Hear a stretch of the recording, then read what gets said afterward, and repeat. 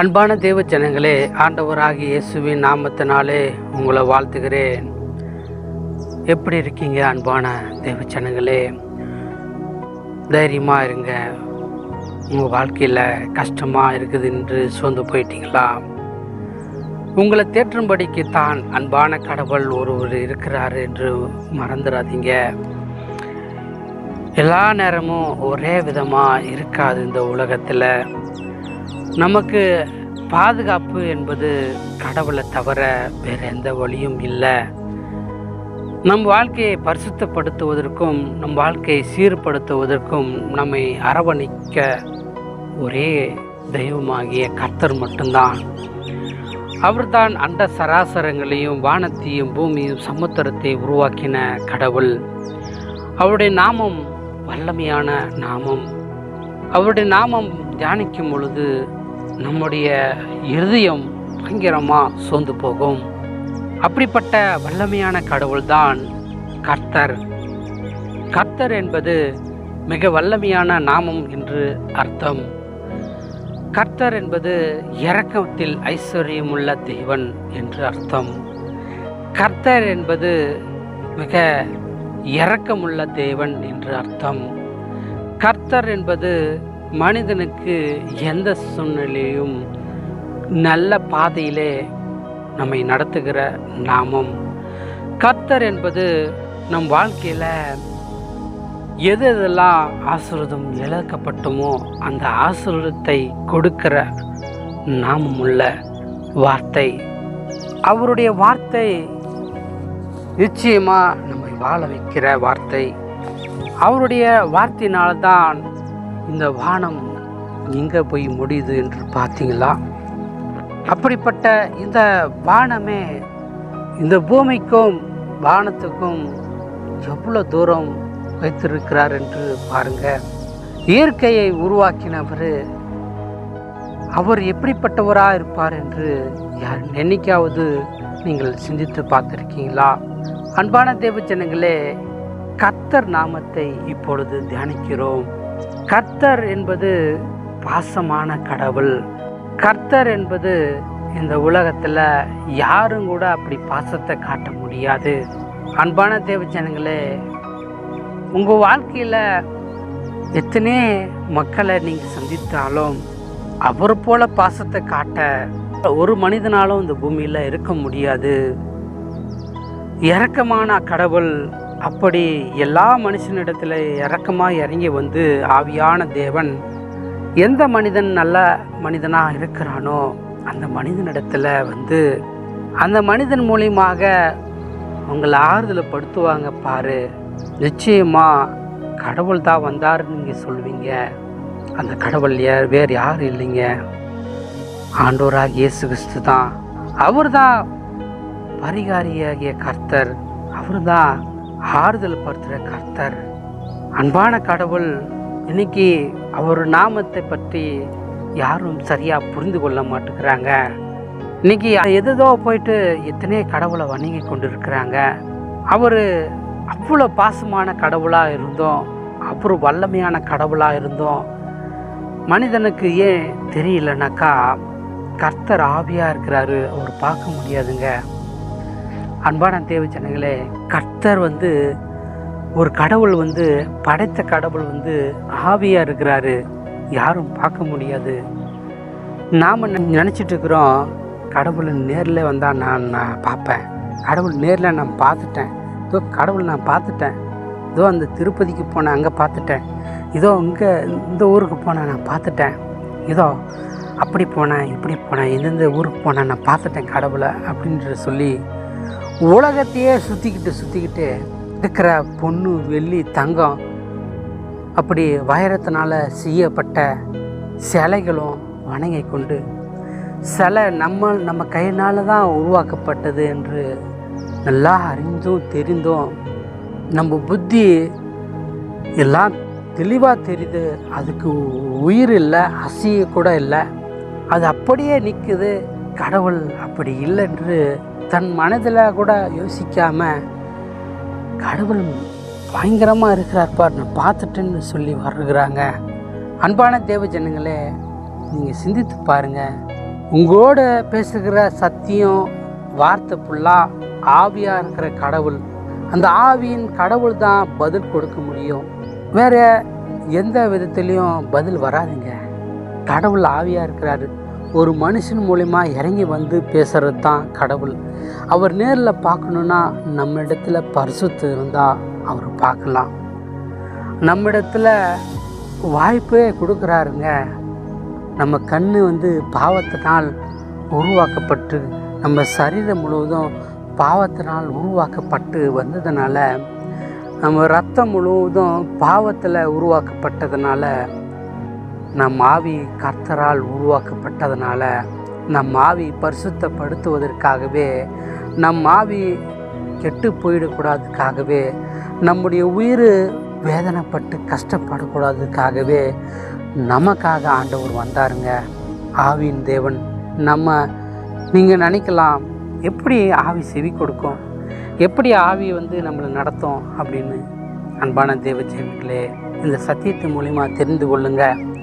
கர்த்தர் ஆவியாக இருக்கிறார். அவரை தொழுது கொள்ளுபவர்கள் யாவரும் ஆவியோடும் உண்மையோடும் தொழுது கொள்ள வேண்டும் என்று பரிசுத்த வேதம் சொல்கிறது. யோவான் எழுதின சுவிசேஷம் 4ஆம் அதிகாரம் 24வது வசனம் மிக துல்லியமாக ஆண்டவர் சொல்லி வைத்திருக்கிறாரு. தெளிவாக அன்பான தேவன் ஆவியாக இருக்கிற கடவுள் மெய்யான கடவுள் அவர் தான். அந்த மெய்யான கடவுள் மட்டும்தான் இந்த உலகத்தில் நமக்கு நல்வழியை போதிக்க முடியும்.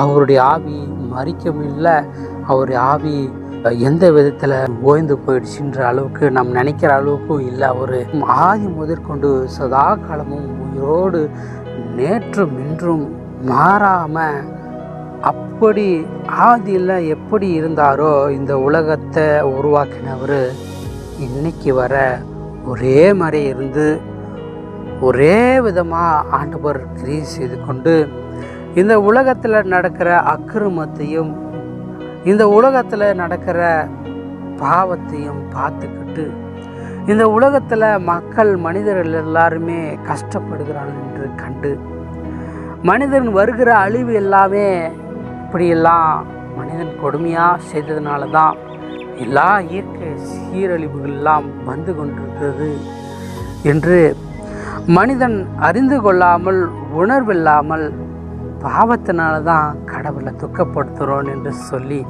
தன் மனதில் கூட யோசிக்காமல் மனுஷன் அப்படியாக கர்த்தருக்கு விரோதமாக இருக்கிறான். அன்பான தேவ ஜனங்களே, நீங்கள் கேட்குற வார்த்தை கர்த்தருடைய நாமத்தை புரிந்து கொள்வதற்கு தான் இந்த வார்த்தை.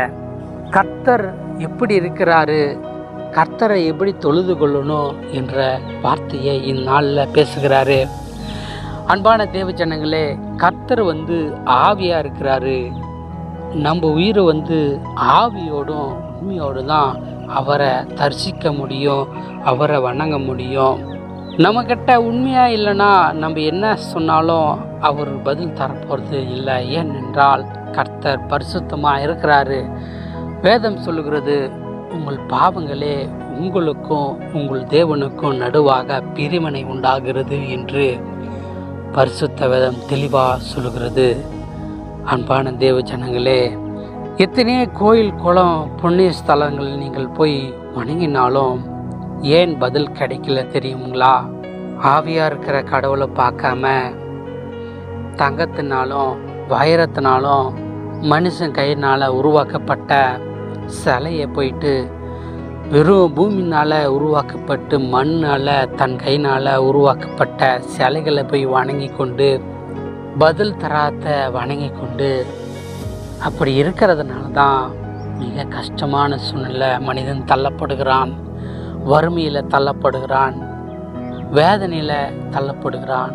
ஒரு மனிதன் பிச்சைக்காரனாக மாறுவதற்கு காரணம் என்ன தெரியுங்களா? அவன் செய்த பாவம் கூட ஆண்டவர் மன்னிச்சிறாரு. எதுக்கு தெரியுமா அவன் வறுமையில் தள்ளப்படுறான்? படைத்தவர் என்ன நினைக்கிறார் தெரியுங்களா? நானே தேவன், என்னை இல்லாமல் இரட்சகர் இல்லை, நானே தேவன், என்னை இல்லாமல் தெய்வம் இல்லை என்று சொன்னார் ஆண்டவர். அப்படி சொன்ன ஆண்டவரை என்னைக்காவது யோசனை பண்ணி பார்த்துருக்கீங்களா? அவர் நினச்சிருந்தா பூமியில் அவர் கோபத்தினால எல்லாம் அழிச்சிருப்பார்.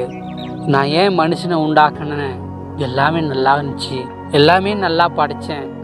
ஆனால் அந்த மனிதன் தான் என் பேச்சையை கேட்காம பாவத்துக்கு பாவம், அந்த பாவத்துக்கு மேலே பாவம் செஞ்சுக்கிட்டே போயிட்டான். அவனுக்கு நான் நல்லா தான் உருவாக்கினேன், நல்லா தான் செஞ்சேன். எனக்கு விரோதமாக இந்த அளவுக்கு யோசனை பண்ணி அவன் பாவம் செய்வான்னு அந்த விதத்தில் நான் நினைக்கல. அவன் நல்லா தான் வைத்தேன் அப்படின்னு சொல்லி இரக்கமாக இருந்தார் ஆண்டவர். மனிதனுக்கு மாத்திரம் இல்லை, எல்லா மிருக ஜீவன்களுக்கும் இரக்கமாக இருந்தார். அந்த இரக்கமான குணத்தை கெடுக்க வந்தவன் தான் சாத்தான். அன்பான தேவச்சனங்களே, நீங்கள் ஒன்று புரிந்து கொள்ளுங்க. சாத்தான் யார் என்று நீங்கள் நினைக்கிறீங்க? கடவுளுக்கு ஆதி முதற்கொண்டு எதிரியானவன். அவன்தான் கடவுளை போல நான் மாறி இருப்பேன், கடவுளுக்கு ஒப்பாக இருப்பேன், கடவுள் எப்படி உயர்ந்திருக்கிறாரோ நானும் உயர்ந்திருப்பேன் என்று சொல்லி பல்வேறு கோணத்தில் பல்வேறு விதத்தில் பரலோக ராஜ்யம், அவர் இருக்கிற வானத்தில் பரலோக ராஜ்யம் உருவாக்கிட்டாரு. அந்த ராஜ்யத்தில் தான் சாத்தான் ஒரு தீர்மானம் எடுக்கிறான். அதாவது எப்படின்னாக்கா, ஆண்டவராகிய இயேசு கிறிஸ்து எல்லா கோடான கோடியும் தூதர்களை உருவாக்கிட்டாரு. அந்த தூதரில் ஆண்டவராகிய இயேசு கிறிஸ்து அந்த தூதன் லூசிபர் என்கிற தூதனை, பரலோகத்தில் அவன் பேர் லூசிபர், அவனை தான் பரலோகத்தில் ஒரு தூதனாக உருவாக்கினார், படைத்தார். பலவிதமான 12 ரத்தின கற்களின் விலை மதிப்பில்லாத ரத்தினங்களினால் உருவாக்கி அவனை அலங்கரித்து, தம்முடைய ஆவினால் அலங்கரித்து, அவன் எந்த விதத்துலேயும் அழிந்து போகாத அளவுக்கு ஒரு நெருப்பு கடலில் போட்டாலும் சரி, வேறு எந்த விதத்தில் அவனை கொடுமைப்படுத்தினாலும் சரி, அவனுடைய உயிர் மட்டும் அழியாத அளவுக்கு அவனை உருவாக்கினார். மனிதனை கூட அப்படி தான் உருவாக்கினார். ஆனால் அந்த மனிதனை கெடுக்க ஒரு ஆயுதத்தை பயன்படுத்தினா பாருங்க. அப்படிப்பட்ட மோசமானவனை தான் நீங்கள் அவனை நோக்கி வருகிறீங்க. அன்பான தேவஜனங்களே, அந்த மோசமானவங்கிட்ட நீங்கள் எப்படி அவனை தொழுது கொள்றீங்க விளக்கமாக சொல்ல ஆண்டவர் உங்களோட பேசுவார். கேளுங்க.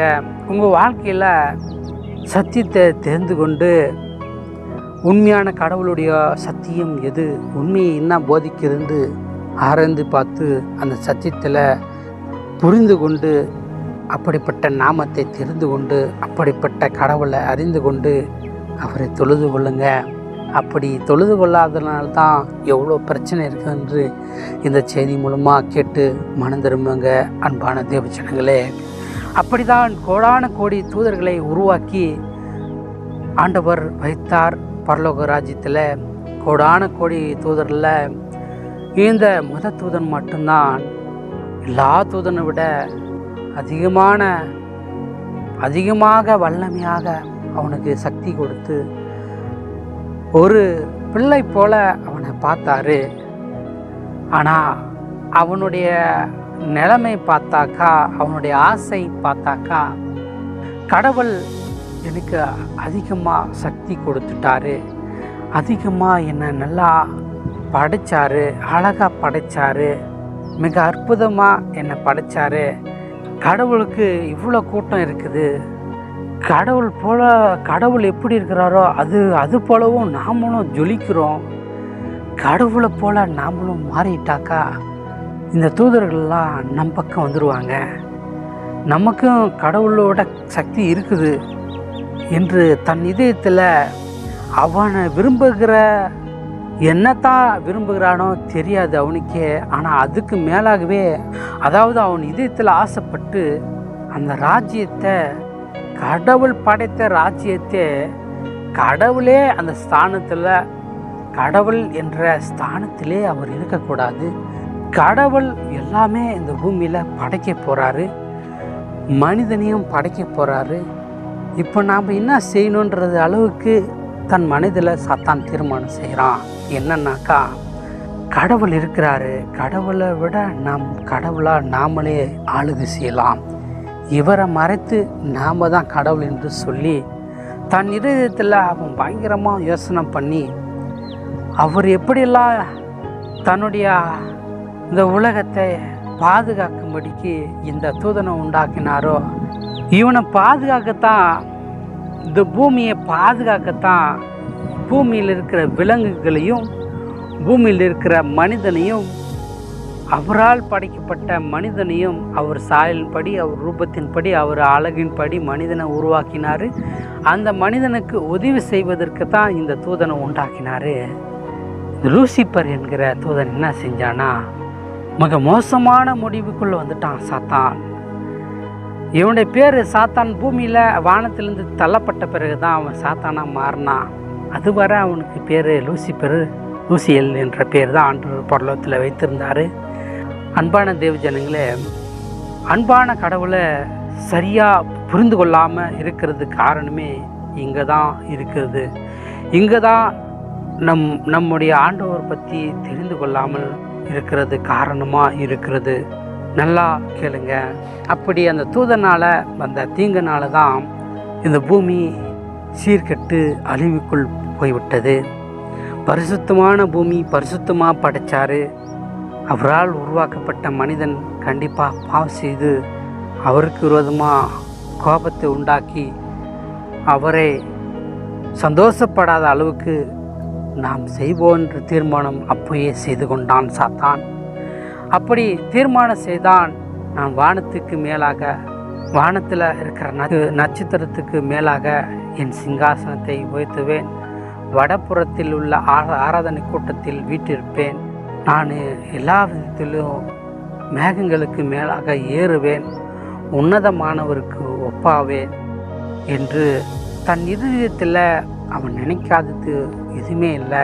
அதுக்கு மேலாக நினைத்து இந்த சாத்தான் என்ன செய்தானாக்கா, அப்படி நினைத்த உடனே ஆண்டவர் நினச்சி, அன்பான கடவுள் உடனே அவன் இதயத்தில் நினச்சி இதை அறிந்து, நீ எனக்கு விரோதமாக இப்படி நினைப்பாயா என்று நினைத்து அன்பான கடவுள் அவனுக்கு விரோதமாக இறங்கி வந்து கடும் கோபம் கொண்டு அவனை எப்படியெல்லாம் விலை மதிப்பில்லாத இரத்தின கற்களினால் உருவாக்கினாரோ, விலை மதிப்பில்லாத மிக வல்லமையை கொடுத்து அவனுக்கு மகா சக்தியை கொடுத்து அவனை பராமரித்து வாழ வைத்தாரோ, அதையெல்லாம் மறந்து கடவுளுக்கு துரோகம் செய்துட்டான் சாத்தான்.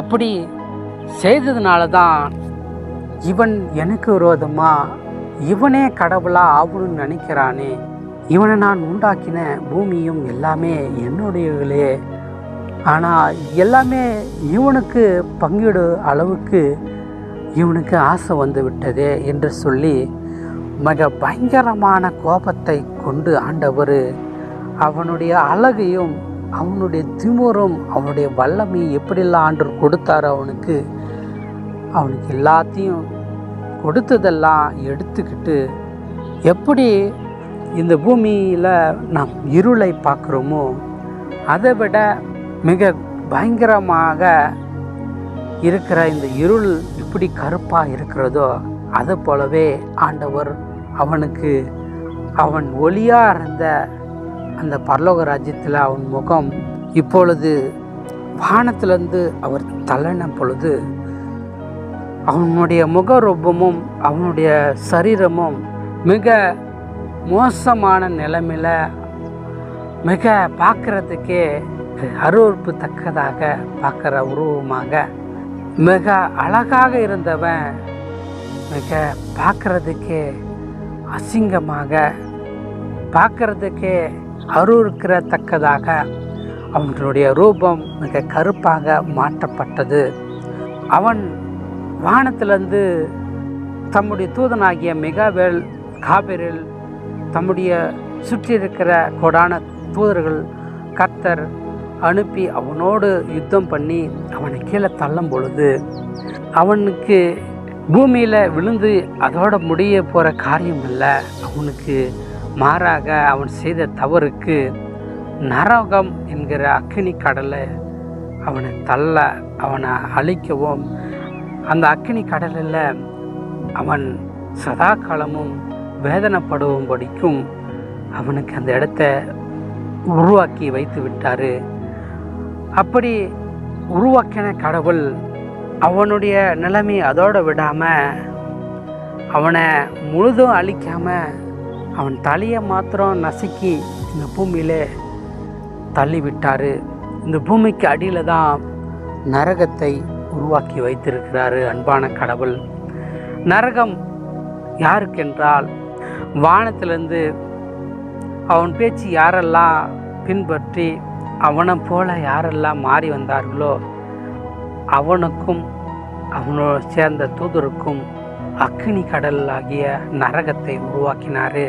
அன்பான தேவ ஜனங்களே, இந்த நரகத்தை பற்றி எத்தனை விதமாக நீங்கள் கேள்விப்பட்டிருப்பீங்க. நரகம் மனிதனுக்காக உருவாக்கப்பட்ட இடம் இல்லை. சாத்தானுக்கும் அவனை சேர்ந்த தூதர்களுக்கும் யாரெல்லாம் சாத்தான் பேச்சு கேட்டார்களோ அவர்களுக்கும் மனிதன் இந்த பூமியில் யாரெல்லாம் சாத்தானை போல மாறி சாத்தானை போல கெட்ட குணமாக இந்த பூமியில் வாழ்ந்து கடவுள் பேச்சு கேட்காம வாழ்ந்து மிக கொடுமையான மனிதனாக சாத்தானை போல மாறி இருக்கிறார்களோ அவர்களுக்கு தான் அந்த நரகத்தில் தள்ளப்பட போகிறாங்க. அவர்களுக்கு தான் அந்த நரகமே வைக்கப்பட்டிருக்கிறது என்று பரிசுத்த வேதம் சொல்லப்பட்டிருக்கிறது. ஆனால் எப்படி அந்த தூதன் அவன் பேச்சு கேட்டு லூசிபர் பேச்சு கேட்டு நிறைய தூதர்கள் தப்பு செய்தார்களோ, எப்படி அவர்களும் நரகத்துக்கு போனார்களோ, அது போலவே யாரெல்லாம் இந்த பூமியில் அப்படி அவன் பேச்சு கேட்டு அவனை போல நம் தீமையான மனிதனாக இருக்கிறோமோ, அது போலவே அந்த தூதர்கள் எப்படி தள்ளப்பட்டார்களோ அது போலவே நம் உயிரும் நரகத்தில் தள்ளப்படும் என்று மறந்துடாதீங்க. அன்பான தேவ ஜனங்களே, மனிதனை பாதுகாக்கத்தான் இந்த தூதனை படைத்தார். எதுக்குமே அவன் கீழ்ப்படியாதனால அவன் நரகத்துக்கு தள்ளப்பட்டவனாகவும், இப்பொழுது நரகத்தில் ஆண்டவர் தள்ளியும் அவன் மேலே ஏறி வந்து அவனை மட்டும் அப்பயே அழித்திருந்தா ஆண்டவர் இந்த பூமியில் பாவம் என்ற மரணம் என்ற மரண ஓல சத்தம் கூட மனிதன் மரித்து போயிருக்க மாட்டான். அப்படி அவன் நரகத்துக்கு போயிட்டு அவன்தான் அழிக்காத அளவுக்கு ஒரு நெருப்பில் போட்டாலும் வெந்து போகாத அளவுக்கு ஆண்டவர் படைச்சார். ஆனாலும் அவனுக்கு காலங்களையும் சமயங்களையும் கொடுத்து அவனை இந்த பூமியில் சுற்றி திரிந்து இருக்கிற மாதிரியும் அவன் நரகத்தில் இருக்க மாதிரியும் ஆண்டவர் அவனை வைத்து விட்டார். அப்படி வைத்த ஆண்டவர் இன்றைக்கு அவன் எப்படி இருக்கிறான்னாக்கா, இந்த உலகத்தில் அப்படி அந்த காலத்தில் சாத்தான் விழுந்து மேலே ஏறி வரும்பொழுது அவன் ஒரு பயங்கரமாக தீமையான ஆயுதத்தை பயன்படுத்தி இந்த உலகத்தில் பார்த்தீங்களாக்கா அவன் செய்யக்கூடாத தீமை இல்லை. கர்த்தர் என்ன இப்படிப்பட்ட இடத்துல வைத்தார் என்று சொல்லி மிக பயங்கரமாக கோபம் கொண்டு கர்த்தருக்கு விரோதமாக அவனுக்குள் ஆண்டவர் வைத்த சக்தி மிக நல்ல நல்ல காரியங்கள் எல்லாம் அவனிடத்திலிருந்து எடுத்து போட்டார் அப்போவே. ஆனால் அவனுக்குள்ள இப்படி தீமையான காரியங்கள் வந்தது என்றால் அவன் ஒரு தூதனாக இருக்கிறான். தூதனுக்கும் சாதாரண மனிதனுக்கும் வித்தியாசம் என்னன்னா, தேவ தூதரிலும் மனிதன் சற்று சிறியவனாக உருவாக்கப்பட்டான் என்று வேதம் சொல்லுகிறது. அன்பான தேவ ஜனங்களே, அவன் நம்ம விட பெரியவனாக இருந்தாலும் நம் மண்ணால் உருவாக்கப்பட்ட சாதாரண மனிதனாக இருந்தாலும் இரத்தமும் சதியும் எலும்பும் சேர்ந்து உடலில் நாடி நரம்பு ஒடுக்கப்பட்ட சாதாரண மனிதனாக படைக்கப்பட்டு இருந்தாலும் இந்த தூதன் மிக வல்லமையாக ஆவியாக உருவாக்கப்பட்ட தூதன். அதனால தான் அவன் ஆவியாக நம்ம விட பெரியவனாக இருக்கிறதுனால ஆவிக்கும் ஒரு சாதாரண மனிதனுக்கும் பார்த்தாக்கா அவன் வேறு நம்ம வேறு. சாதாரண மனிதன் நாம் பாவத்தில் உருவாக்கப்பட்ட மனிதனுடைய நிலைமையும் கர்த்தருடைய நிலைமையும் பார்த்தாக்கா அவர் பரிசுத்தர், அவர் வல்லமையான கடவுள், ஆவியாக இருக்கிறவர் தான் பதில் கொடுக்கிறவர். ஆனால் மாம்சமாகிய நாம் அப்படிப்பட்ட ஒன்றும் பறக்கக்கூட முடியாது, எந்த விதத்தில் நன்மையை கூட செய்ய முடியாது, தீமை தான் நம்ம செய்ய போகிறோம். ஏன்னா நம்ம பாவத்தில் உண்டாக்கப்பட்டோம், பாவியாக தான் சுற்றி தெரிந்து இந்த சாத்தான் போல் அவன் பேச்சு கேட்டு பாவம் செஞ்சுட்டே வந்து நின்றுட்டோம். ஆனால் விஷயம் என்னாக்கா, இந்த சாத்தான் எப்படி இந்த உலகத்தை கெடுக்க வர்றானா பாருங்க. அதன் பிற்பாடு மனிதன் உருவாக்கிட்டாரு திரளான கோடி மக்கள். அதுக்கப்புறம் ஆதாம் ஏவாளுக்கு அவங்க 2 பேரும் சேர்ந்து வாழும் பொழுது உலகத்தில் பாவத்தினால் பிறந்து சாபமாக மாறப்போகுது. எப்படின்னா இந்த சாத்தான் ஒரு முதலாவது ஆயுதத்தை பயன்படுத்தினது என்னவென்றால், ஆதாம் ஏவாளை தேர்ந்தெடுக்கிறான். அவன் நரகத்தில் தள்ளப்பட்டு உடனே மேலே ஏறி கடவுள் மேலே கோபப்பட்டு கடவுளுக்கு விரோதமாக அவனுடைய மந்திர சக்தியை அவனே உருவாக்குறான். அவனே எப்படி பரலோகத்தில் கடவுளுக்கு விரோதமாக நானும் கடவுள் என்று தீர்மானம் பண்ணி பலவிதமாக நினைக்கிறானோ, அது போலவே கர்த்தர் இந்த பூமியில் தள்ளின உடனே, ஐயோ நான் நல்லா இருந்த இடத்துல என்னை கீழே தள்ளிட்டாரு, என் இடத்துல விட்டு நான் வந்திருக்கக்கூடாது, எனக்கு எல்லாமே இருந்தது, ஆனால் என் இடத்துல தங்கறதுக்கு இந்த மனிதனை படைச்சிட்டாரு. இந்த மனிதனை ஆண்டு கொள்ளும்படி அங்கேயே சொல்லிட்டார் என்கிட்ட. இந்த மனிதன் எல்லாருமே அவர் தொழுது கொள்ளும்படிக்கு ஒரு ராஜ்யத்தை உருவாக்கிட்டார் பூமியில். அப்போ அவருக்கு விரோதமாக நம்ம செய்ய போகிறது நிச்சயமாக அவர் சந்தோஷமாக இருக்கக்கூடாது ஒரு நாள் கூட பரலோகத்தில். அப்படி நம்ம செய்ய போகிறோன்ட்டு சொல்லி தான் சாத்தான் மிக மோசமான நிலைமையில் ஆண்டவருக்கு எதிரியாக நின்று ஆதி முதற்கொண்டு இந்நாள் வர கர்த்தர் நல்லதே செய்வாருங்க. ஆதி முதற்கொண்டு இப்போ வர மாறாத கடவுள் நல்லதே செஞ்சு கொண்டு இருப்பார். ஆனால் அதுக்கு எதிராகவே சாத்தான் அவர் நல்லது செய்வார், இவன் அழித்துட்டு போயிடுவான். அவர் நல்லது செய்வார், அதுக்கு மாறாக கெட்டது செஞ்சுட்டே போயிடுவான். அப்படி எந்தெல்லாம் அந்த பூமியில் ஆண்டவர் நல்லதே செய்து கொண்டு வந்தாரோ அதுக்கு மாறாகவே சாத்தான் தேவனை துக்கப்படுத்துகிற அளவுக்கு, தேவனை வேதனைப்படுத்துகிற அளவுக்கு அவன் செய்த மோசம் மிக பெரிதான தவறு. நாம் கூட தப்பு செஞ்சுட்டா மறைச்சி ஆண்டவர் மன்னிச்சிடுவார்.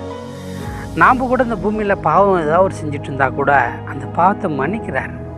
ஆனால் அவன் மன்னிக்க முடியாத பாவத்தை ஏற்கனவே கடவுளுக்கு விரோதமாக அவன் தன் இதயத்தில் நானும் கடவுள் ஆவேன்னு சொன்ன வார்த்தை மிக மோசமான மிக மிக பெரிய பாவம் எதுன்னா, கடவுள் ஒருவரே இருக்கிறாரு, அவனும் படைத்து கடவுளுக்கு விரோதமாக தன்னை கடவுள் என்று சொன்னால் யாருங்க ஏற்றுக்கொள்ள முடியும்?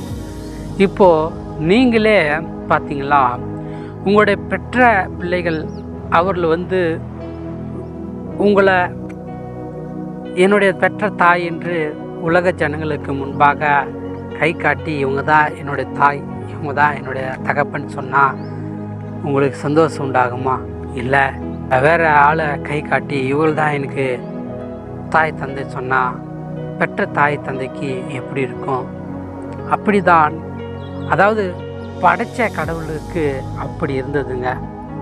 எவ்வளோ துக்கமாக இருந்தால் அவன் செய்த தப்புக்கு அவனுக்கு நரகமும் அவன் வாழ்க்கையில் அழிவு சந்திக்கக்கூடாது அவன் எதிர்பார்த்துருக்க மாட்டான். அப்படிப்பட்ட அழிவை சந்தித்து அப்படிப்பட்ட மோசமான நிலைமையில் தள்ளப்பட்டான்.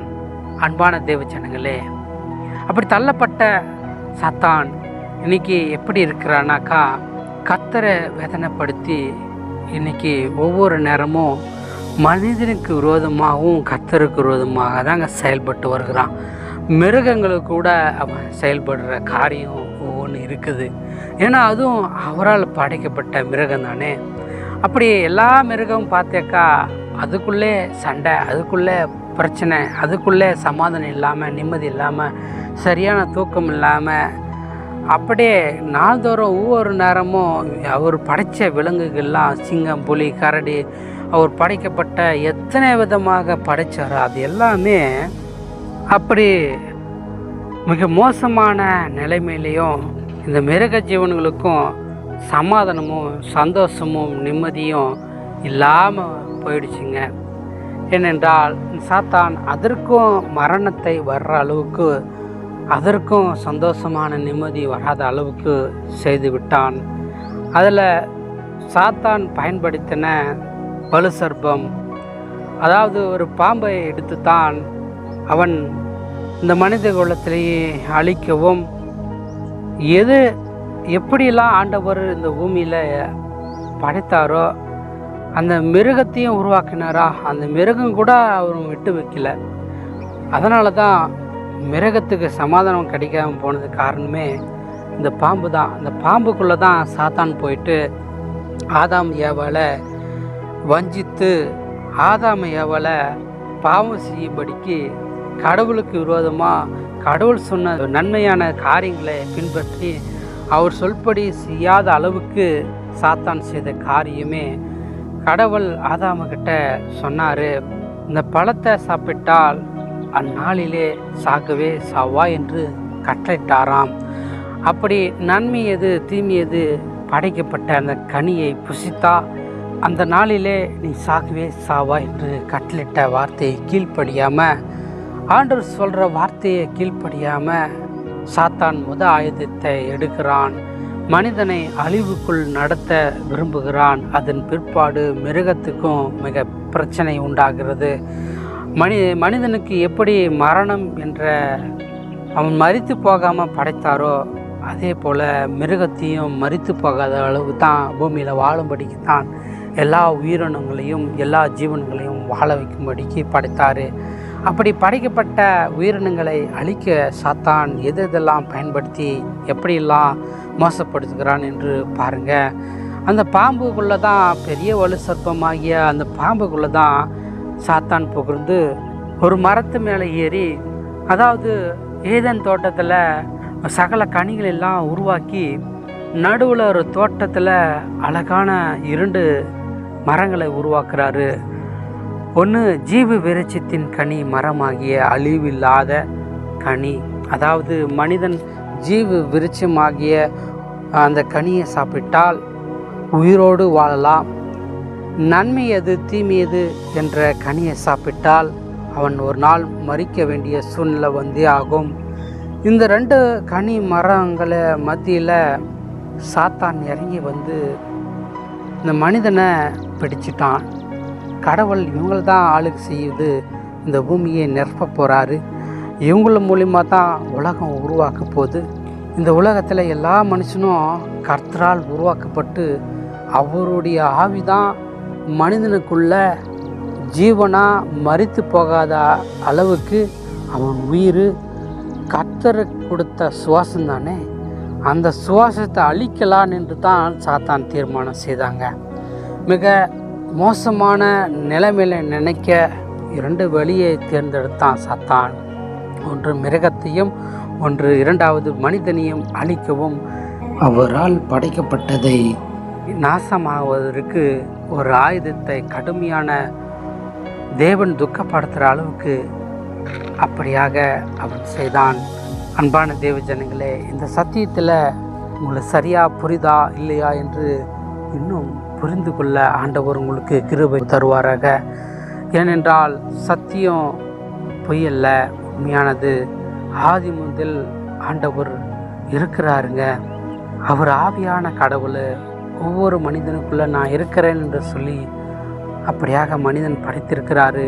அதுக்கு தான் எப்பவுமே யாராவது உங்களுக்கு வேதனையான காரியங்கள் உங்களுக்கு மனசு பாதிக்கிற அளவுக்கு இருந்தாக்கா, உங்களுக்கு நிம்மதி தராத அளவுக்கு நீங்கள் தனித்த தள்ளப்பட்ட நிலைமையில் இருந்தாக்கா, யாராவது வந்து ஆறுதல் படுத்துவாங்க பாருங்கள். அதான் கர்த்தர். நல்லது செய்வது தான் கர்த்தர். அந்த கர்த்தர் தான் மனுஷனுக்குள்ளே இருந்து நல்லதே போதித்து பயப்படாத நான் இருக்கிறேன்ற சொல்லுவார். ஆனால் அந்த சாத்தான் அப்படி சொல்ல மாட்டான்.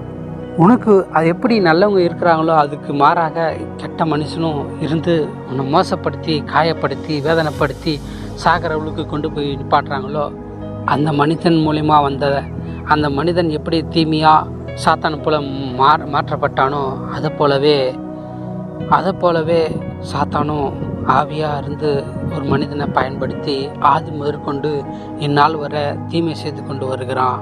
அன்பான தேவஜனங்களே, தேவன் ஆவியாக இருக்கிறாரு, சாத்தானும் ஆவியாக இருக்கிறான். அப்படி ஆதாம் ஏவாளை சாகடிக்கும்படிக்கும் ஒரு பாம்புக்குள்ளே போயிட்டு பேசி, இந்த பழத்தை சாப்பிட்டாக்கா நீங்கள் கடவுள் போல் மாறிடுங்க, கடவுள் அறிவார் என்று சொல்லி அவர்கள்கிட்ட பொய் சொல்லி ஏமாத்துறான். இல்லை, கடவுள் இந்த பழத்தை சாப்பிடக்கூடாது எங்களுக்கு சொல்லியிருக்கிறாரு என்று சொல்லி ஏவாள் என்கிற அந்த பெண்ணு சாத்தானுக்கிட்ட எதிர்த்து நின்று ஜெயிச்சிட்றா. நாங்கள் சாப்பிட மாட்டோம் என்று. மறுபடியும் சாத்தான், இல்லை நீங்கள் சாப்பிட்டாக்கா கடவுள் அறிவார், கடவுள் போல் நீங்கள் மாறி விட்டு கடவுள் அறிவார், நீங்கள் சாப்பிடுங்க. அப்போ சாப்பிடும்போது உங்களுக்கு உங்கள் எண்ணங்கள் எல்லாம் கடவுள் போல் மாறிடும், உங்கள் கண் திறக்கப்படும், கடவுள் அறிவார், உங்கள் மைண்டு உங்களுடைய எண்ணங்கள் எல்லாம் தெளிவான கூர்மையான புத்தி உங்களுக்கு வரும், அது கடவுள் அறிஞ்சிக்குவார். இந்த பழத்தினால தான் கடவுள் எல்லாமே சொன்னார், கடவுள் தான் எல்லாத்தையும் பண்ணார் என்று சொல்லி கடவுள் மேலே பழி வர்ற மாதிரி மனிதனே கடவுளை நல்லபடியாக நினைத்த மனசை கடவுளுக்கு விரோதமாக கடவுளை வேதனைப்படுத்துகிற அளவுக்கு அவங்க வாயால் பேசுகிற அளவுக்கு சாத்தான் வந்து இப்படிப்பட்ட பொய் சொல்லி அந்த பழத்தை சாப்பிட வைத்து கடவுளுக்கு விரோதமாக பேச வச்சுட்டான். ஆதாம் சொன்ன வார்த்தை என்னன்னாக்கா, ஆதாம நீ ஏன் சாப்பிட்டேன்னு கேட்டதுக்கு, ஆண்டவரே நீங்கள் கொடுத்த சிறியானவள் எனக்கு கொடுத்தா, நான் புசிட்டுட்டேன் அப்படின்னு சொல்கிறான். அப்படி சொல்லியிருக்கக்கூடாது, ஆனால் அவன் சொல்லிட்டான். ஏன்னாக்கா பயந்து எல்லாமே இழந்துட்டாங்க. அந்த பழத்தினால எல்லாமே இழக்க செய்துட்டான். எப்படி ஆண்டவர் சாத்தானுக்கு சக்தி கொடுத்தாரோ அது போலவே ஆதாமுக்கு கொடுத்த வல்லமையான சக்தி, கடவுள் கொடுத்த அவனுக்கு இருந்த செல்வாக்கு, கஷ்டப்படாத அளவுக்கு கர்த்தர் அவனுக்கு பயங்கரமான செல்வாக்கு கொடுத்தாரு ஆதாம் ஏவாளுக்கு, பெண்ணுக்கும் மனுஷனுக்கும். அப்படி எப்படி நாம் இழந்தோமோ அதே போல் அவங்களும் இழந்து அவங்களும் கடவுளை துக்கப்படுத்தணும், நான் எப்படி கஷ்டப்படணும் அதே போல் மனிதனும் கஷ்டப்படணும்னு சொல்லி சாத்தான் அந்த ஆயுதத்தை எடுத்தான். அப்படி எப்படியெல்லாம் கடவுள் வைத்தாரோ ஆதாம் ஏவாள் அவன் வாழ்க்கையில் படாத கஷ்டத்தை உழைச்சி தான் சாப்பிட்ற அளவுக்கு அவன் வாழ்க்கையே மாற்றப்பட்டது. அப்படி முன்னாடியெல்லாம் அவனுடைய உயிருக்கு அவனை தேடியே எல்லாமே கர்த்தர் வர வச்சிருவார். அவனுக்குள்ளே சக்தி கொடுத்தாரு. ஒன்று வானாக்கா வந்து அவனை தேடியே வரும், ஒன்று போனாக்கா அந்த சொல்படியே போகும். ஒரு விலங்கு சிங்கம் புலி வந்தாலும் நீ வான்னு கூப்பிட்டாலும் பயம் இல்லாமல் அது ஆதாம் பயம் இல்லாமல் அந்த சிங்கத்தோட சந்தோஷமாக உறவோடு இருப்பான். அந்த பழத்தை சாப்பிட்ட உடனே எல்லா விலங்குகளும் அந்த விலங்கை பார்த்து இவனே பயப்படுறான். அந்த விலங்குக்கும் எப்படி பாம்பு விலங்குக்கெல்லாம் ஆபத்து வந்ததோ, எப்படி இந்த பாம்பு செவி கொடுத்து சாத்தானுக்கு செவி கொடுத்து அப்படி மோசமான நிலைமையில் மனிதனுக்கு விரோதமாக செவி கொடுக்கும்படிக்கு சாத்தான் அந்த ஆயுதமாக பயன்படுத்தின அந்த பாம்பை எப்படி மோசமான நிலைமையில் அவன் பயன்படுத்தினானோ அதே போல் அந்த பாம்பை விட்டு போன உடனே சாத்தான் அந்த பாம்பை ஆண்டவர் வந்து சபிக்கும் பொழுது, சகல காட்டு மிருகங்களையும் நாட்டு மிருகத்தினால் நீ சபிக்கப்பட்டிருப்ப, நீ உயிரோடு இருக்கும் நாளெல்லாம் மண்ணை தின்னு மண்ணால் நகர்ந்து நீ மண்ணை தின்னும் மண்ணால் நகர்ந்து போவ, அவர்கள் உன் தலையை நசுக்குவார்கள், நீ அவர்களுடைய அகுதிகாலை நசுக்குவாய் என்று சொல்லி ஆண்டவராகிய கிறிஸ்து சபித்த பாம்பாகிய, அதாவது சபிக்கிறாரு. எடுத்தவுடனே பாம்பை சபிக்கிறாரு. சபித்த உடனே ஆதாம் ஏவாளுக்கும் அது மூலியமாகவே வந்த சாபம் கர்த்தர் சபிக்கலை 2 பேரையும். ஆனால் அவங்களே அந்த சாபத்தை, இதனால் வந்த சாபம் இப்படி தான் வரும்ன்ற சொல்லிட்டு போயிடுவார். அந்த சாபத்தை நீயே வருவித்துக்கிட்டியா, நான் புசிக்கக்கூடாது பழத்தை புசித்துட்டியா, நான் எப்படி சொன்னேன், என்ன செய்ய சொன்னேன், அதெல்லாம் நீங்கள் செய்யாமல் போனீங்களே என்று சொல்லி தொடர்ச்சியாக கடவுளுக்கு துக்கம் உண்டான அந்த காரியம் ஏதேன் தோட்டம். சாத்தானுடைய ஆயுதம் கர்த்தர் துக்கப்படுத்தின காரியம் இதுதான். மனிதன் மரணம் வர்ற அளவுக்கு அந்த கனியை புசித்துட்டாங்க. இனி மனிதன் உயிரோடு இருக்க முடியாது. அவன் வாழப்போது கொஞ்ச நாள் தான், அதன் பிற்பாடு தொடர்ச்சியாக வாழ முடியாது. மறிக்கக்கூடாத அளவு தான் ஆண்டவர் படைச்சார் மனிதனை. ஆனால் மறிக்கிற அளவுக்கு கொண்டு போய் விட்டுட்டான் பிசாசு. அதனால் கர்த்தருக்கு விரோதமாக தொடர்ச்சியாக அது மட்டும் இல்லை, வாழ்நாள் முழுவதும் மனிதன் இனிமேல் கஷ்டப்பட போகிறான் என்று சொல்லி தான் மனிதனுக்கு விரோதமாக சாத்தான் பல்வேறு கோணத்தில் தொடர்ச்சியாக வந்தான். ஆதாம் வழியிலே வந்தால் அடுத்தபடியாக ஆதாமுக்கு ஒரு 2 பிள்ளை பெற்றெடுக்கிறா. அது முதல் பிள்ளை காயின் தான் மிக கொடுமையான மனிதனாக மாறி சமாதானமே ஆண்டவர் சமாதானமாக வாழ வைத்து குடும்பமாக அது பிற்பாடு வாழ வைக்கலான்னு நினச்சாரு. ஆனால் சாத்தான் மறுபடியும் விடலை. அவன் மூலிமா கொலை பண்ணி ஒரு மனுஷனை அழிக்கிற அளவுக்கு மரணம் வரக்கூடாதுன்னு படைத்த மனிதனை அதை எப்படி அந்த பழத்தை சாப்பிட்டானோ ஆதாம் ஏவாளோ பிசாசு பேச்சு கேட்டு அந்த பழத்தை சாப்பிட்ட உடனே அந்த சுபாவம் எல்லாம் சாத்தனுடைய சுபாவம் போல மாறிவிட்டது. அந்த பழம்தான் சாத்தனுடைய சுபாவத்துக்கு ஒப்பாக இருக்கிற சுபாவம். அதாவது அந்த பழம்தான் சாத்தனுடைய சுபாவம். மாம்சத்தின் கனி, அதாவது ஆவின் கனி சாப்பிட்டுருந்தா மரணம் இல்லை, கடவுளுடைய சுபாவம் இருந்திருக்கும். மாம்சத்தின் வாழ்வு அவனுக்கு வந்ததோ சாத்தானுக்கு, எப்படி ஆண்டவருக்கு ஆண்டவருடைய தூதருக்கும் ஆண்டவர் ராஜ்யம் அவருடைய சுபாவமும் ஆவின் கனியாக இருக்க எப்படியெல்லாம் அன்பு சமாதானம் சந்தோஷம் எப்படியெல்லாம் ஆண்டவர்கிட்ட இருக்கிறதோ அந்த சுபாவம் எல்லாம் ஆதாம் ஏவாள் ஆண்டு சொன்னபடி செஞ்சிருந்தா, அந்த ஆவின் கனி ஆகிய ஜீவ விருட்சத்தின் கனியை சாப்பிட்டு இருந்தா மரணம் வந்திருக்காது. அவர் போல் அன்பாகவே சமாதானமாக சண்டை போடாமல், யாரையும் கொலை பண்ணாமல், யாரையும் தீங்குக்கு நினைக்காம சந்தோஷமாக சமாதானமாக ஒற்றுமையாக வாழ்ந்திருப்பாங்க. ஆவின் வல்லமை எப்படியெல்லாம் அவனுக்கு கொடுக்கப்பட்டாரோ, அந்த ஆவின் வல்லமை எடுக்கப்பட்டதோ, அன்பு சமாதானம் சந்தோஷம் அவனுக்குள் எடுக்கப்பட்டதோ, சாத்தானால் எடுக்கப்பட்டதோ, அது போலவே சாத்தான்கிட்ட ஆண்டவராகிய இயேசு கிறிஸ்து அவனுக்கு என்னென்ன கொடுத்தாரோ அந்த ஆவின் கனியெல்லாம் எடுக்கப்பட்டது அவன் செய்த தவறுக்கு. அது போலவே மனிதனும் என்னை போல மாறுன்னு சொல்லி தான் சாத்தான் அப்படி நினைத்து அவன் தன் வசத்தில் தன்னுடைய பிள்ளையா என்னுடைய பிள்ளையா மாற்றிக்கலாம் அவனை அப்படின்னு சொல்லி தான் அவன் பயன்படுத்தின எல்லா விதமான ஒரு ஆயுதமாக இருக்கிறது.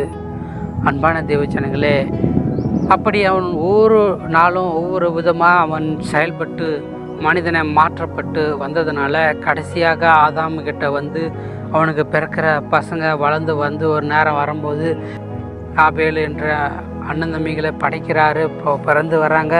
உடனே என்னாச்சு, ஒவ்வொரு நேரமும் தன் இதயத்தில் தம்பியை பற்றி போறாமல் எரிச்சலாக இருப்பான். எப்பவுமே தன்னுடைய தாய் தந்தை இவனுக்கு தான் பாசம் காட்டுறாங்க, எனக்கு பாசம் காட்டலை என்ற போராமல் வந்துடுது அவனு மேலே.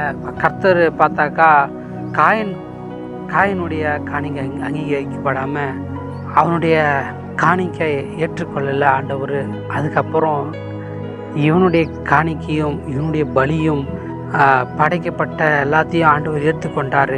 இவனு கடவுள் நேர்மையாக தொழுது கொண்டான்னு சொல்லி கர்த்தர் அவனுடைய காணிக்கையும் அவனுடைய எல்லா ஆசீர்வாதம் கடவுளுக்கு முன்பாக பலியிடுகிறது எல்லாத்தையும் அங்கீகரித்து அவனை ஏற்றுக்கொள்கிறாரு ஆபேலை.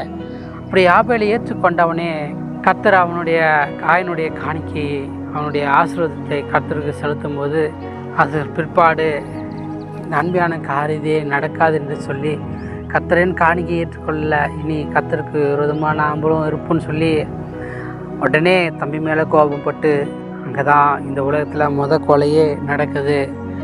அந்த கொலை சாதாரணமாக கொலை செய்யலை, சாத்தானால தான் மோசமான முடிவுக்கு வந்தான் காயின்.